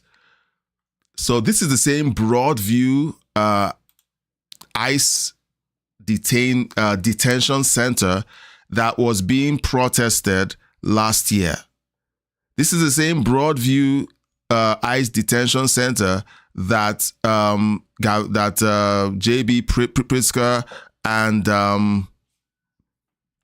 Brandon Johnson claimed was a concentration camp. The same one. Okay, it didn't just materialize when Trump came into office. It was there long before Trump came into office.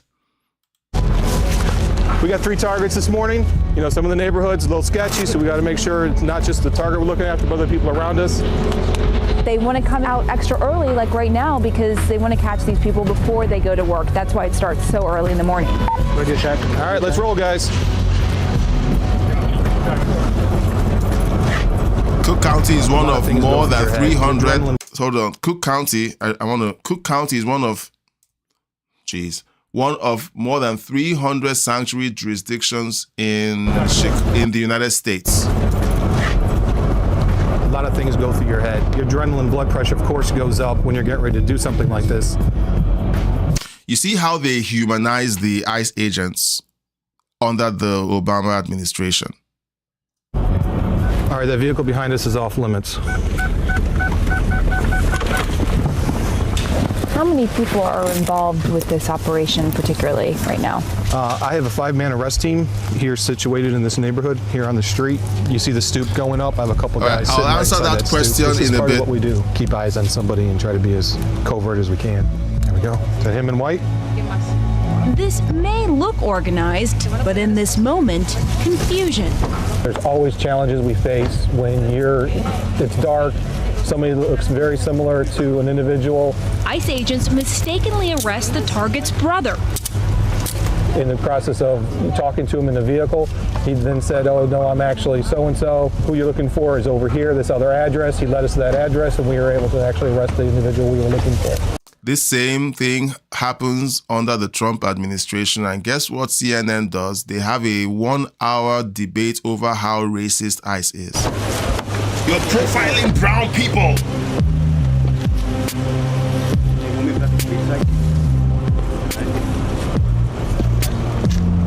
So in 2011, guys, I'm so sorry that I have to read this because my camera is blocking the screen. In 2011, Cook County passed a law to ban cooperation between local law enforcement and federal immigration officials, citing liability concerns. So this has always been happening.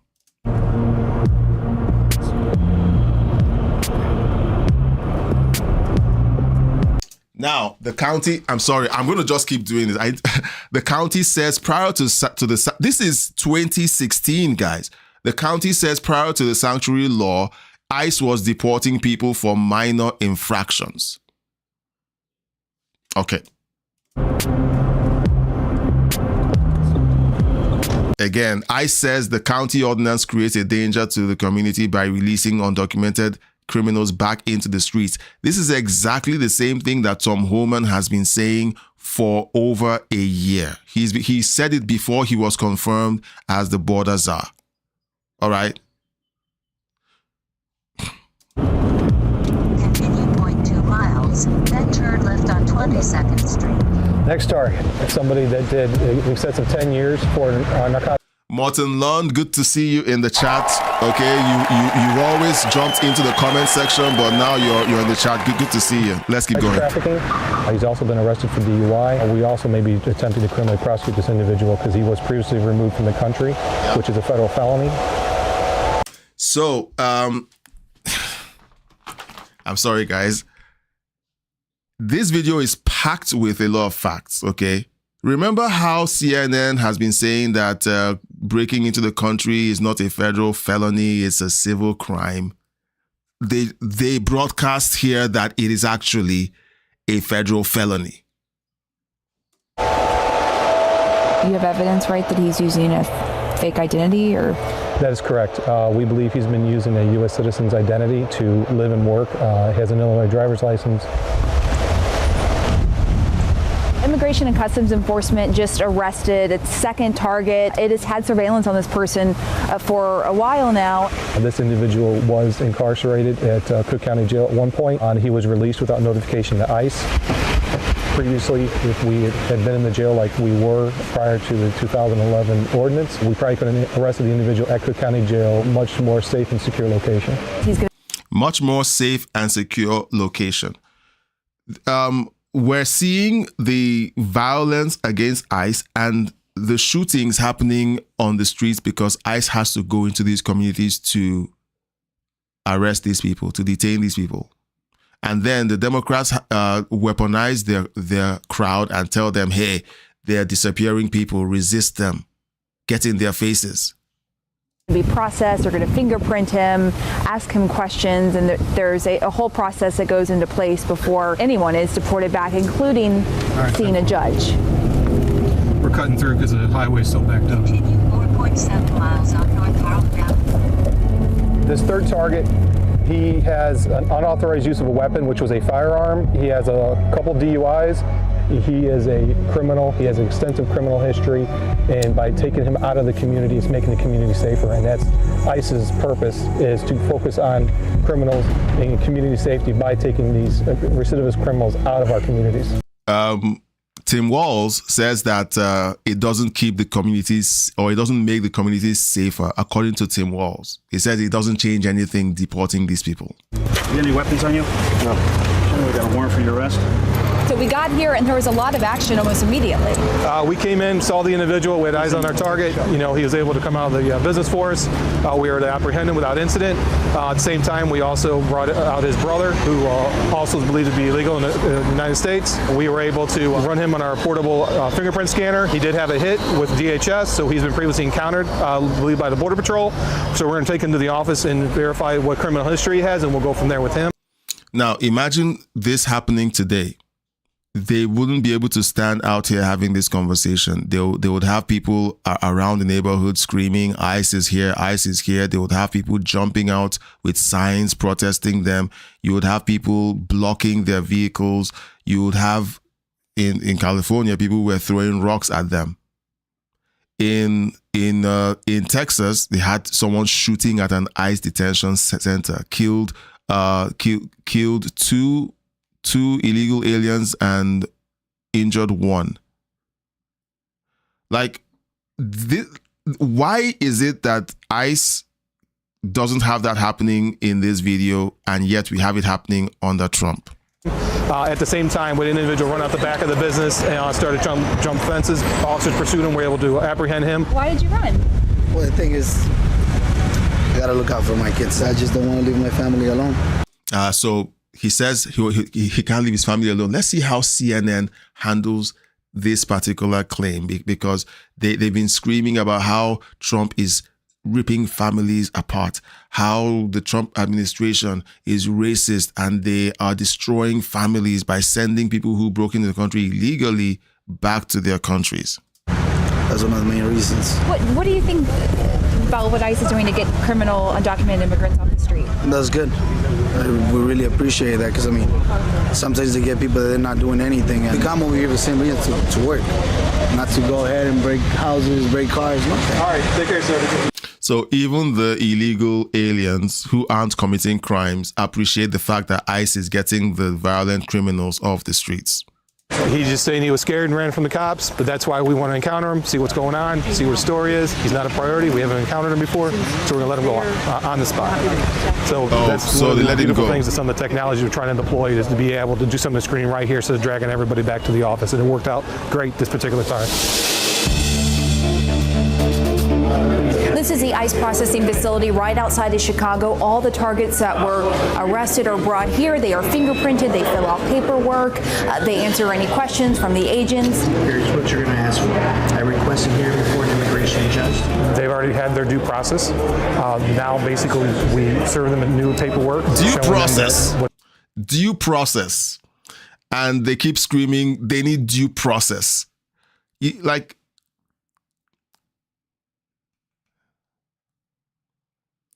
this is what irritates me about mainstream media. This is what it just irritates me. Because we watched them give a pass to Obama. We watched them give a pass to Bill Clinton. The laws that created ICE were written and voted on and passed under a Democrat president. So when they make it sound like ICE, they say ICE is a relatively young organization. It's illegal. Democrats were the ones who created the laws that essentially created ICE. This is the thing that irritates me to no end, the hypocrisy and the lies. And here's CNN telling us exactly what ICE is, and then a few years later telling us it is something completely different. It's going to be happening to them, and then we arrange for their removal from the United States. This is Alberto Perez. He was just released from the Cook County Jail after being arrested on domestic battery. This morning, ICE agents went to the home where he was staying and arrested him. You have been arrested twice for battery, domestic battery. Did you know that these charges would put you at risk for deportation? Oh, no, not at all. Not at all. I didn't know the consequence or the repercussions or anything like that. I have no idea that it would come to this. Of course he's lying. On this day, ICE detained 6 for possible deportation. 2 of them were released because they didn't have criminal records. This is CNN's reporting. Of course he's a liar. You can see how... Hang on. I'm going to oblige you, okay? Just look at his face. I have no idea that it would come to this.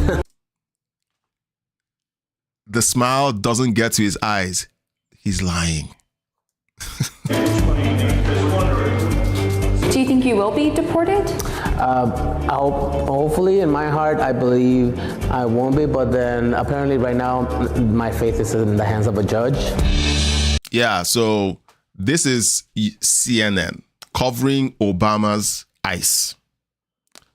They glazed everything over. It was pretty. The Broadview detention center wasn't a concentration camp. They went in there, filmed everything. Everything is nice. Tonight, when Trump is making that speech, of course, you've told us, Hickox family, that Democrats are trying to get they want a media blackout so that nobody hears Trump speaking.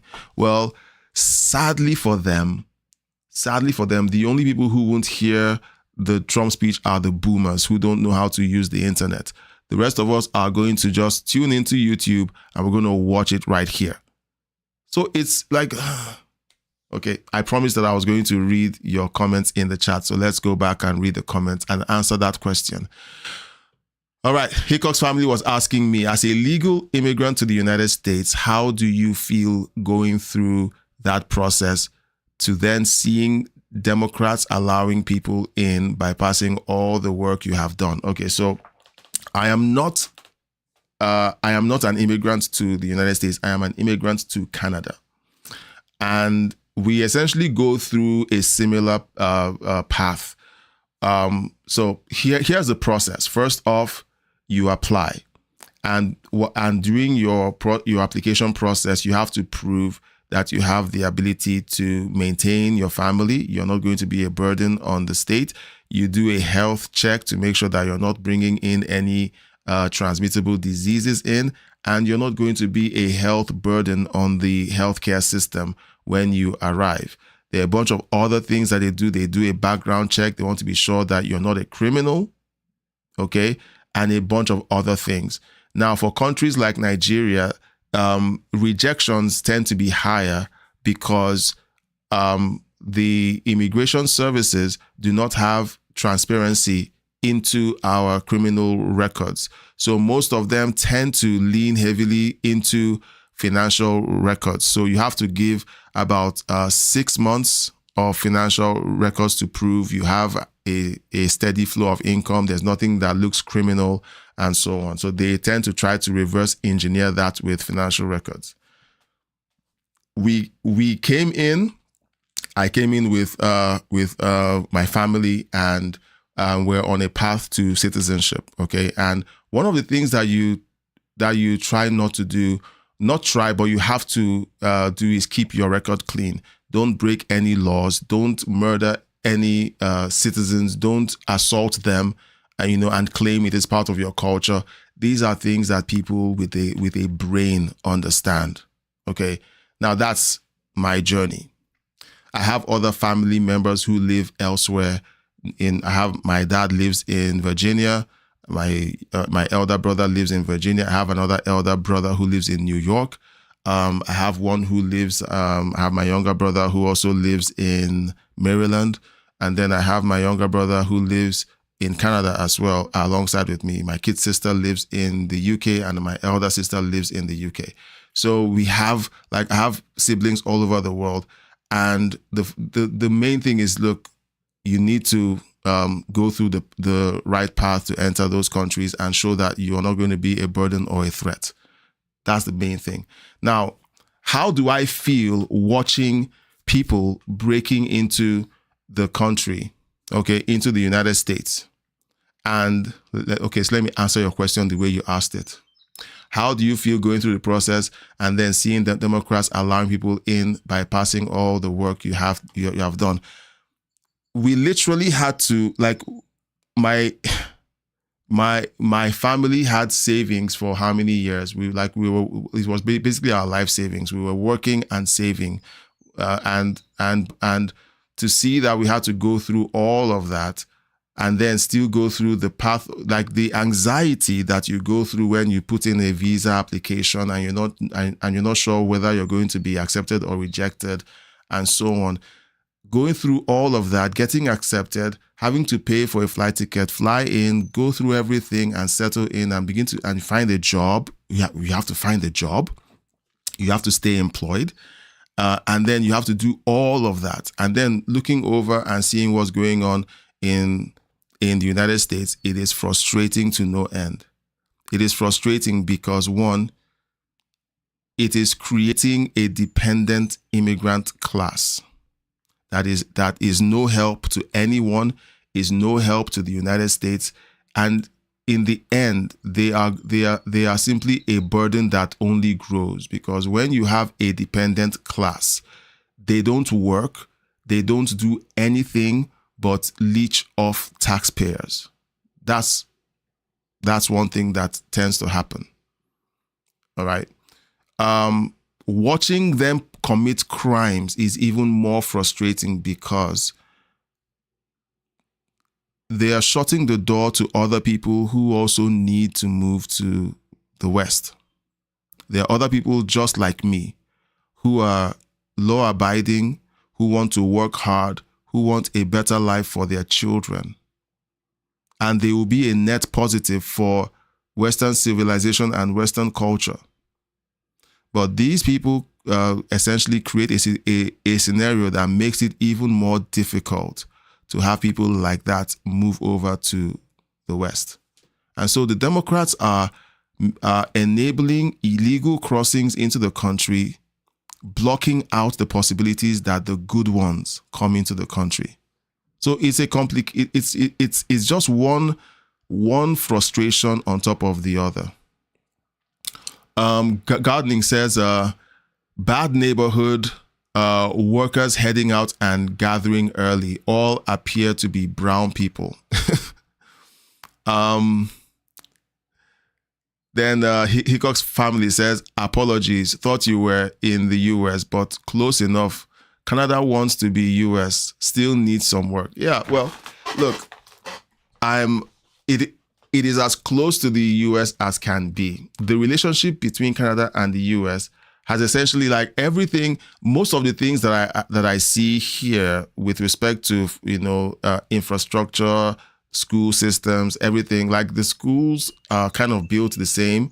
The school buses are essentially the same. The utilities and facilities essentially the same. We call things different. You guys call the toilets. We call it washrooms. There's some slight differences, but it is essentially the United States. Okay. Hope no Canadian is listening or watching, because they'll be very offended. They'll be very offended. Now, I am still on my path towards getting our own equivalent of a green card. A couple of months back, we got we got an immigration. Okay, it was more than a month. It's over a month plus now. There was an immigration scare that came up, and we're currently in the middle of sorting that out on my side. I was told that I had been rejected from having my work papers renewed, so I haven't been able to work for about a year now, because that paperwork has been stalled. And it's been hard. It's been difficult. Then I got an email saying that, I should leave the country. Of course, I went ahead and bought my ticket. I was like, okay, if there's no way out, I'm going to buy my ticket. I'm not going to be a fugitive inside of this country. And I also wanted to protect my kids, my wife and kids, because their paperwork is still intact. I don't want to put them in jeopardy and also stall our path to citizenship that way. So I said, okay, I'm going to go back to Nigeria and refile my paperwork to be able to come back in. I bought my ticket. Okay, now, you didn't join the channel then, but Gardening knows about it, and a few others know about the journey. And it was a very, very difficult season. Now we're just working things out. Now, I also understand the anxiety that a lot of immigrants have. So when I say the things that I say about immigration and about the way some illegal immigrants or aliens are behaving, it's not because I'm separated from all of the emotions that they feel, but I understand the pressure. I understand it so well. So it's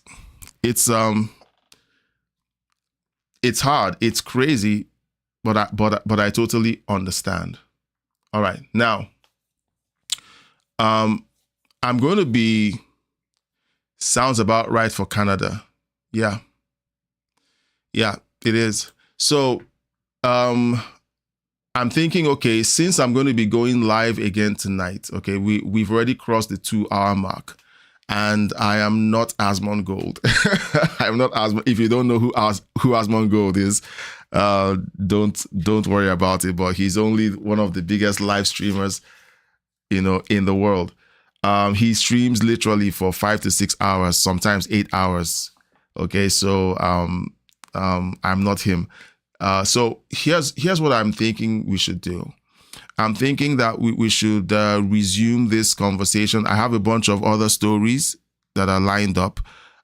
Maybe we put a pin in it, or if you feel like you want us to keep going, let me know in the chat. Okay.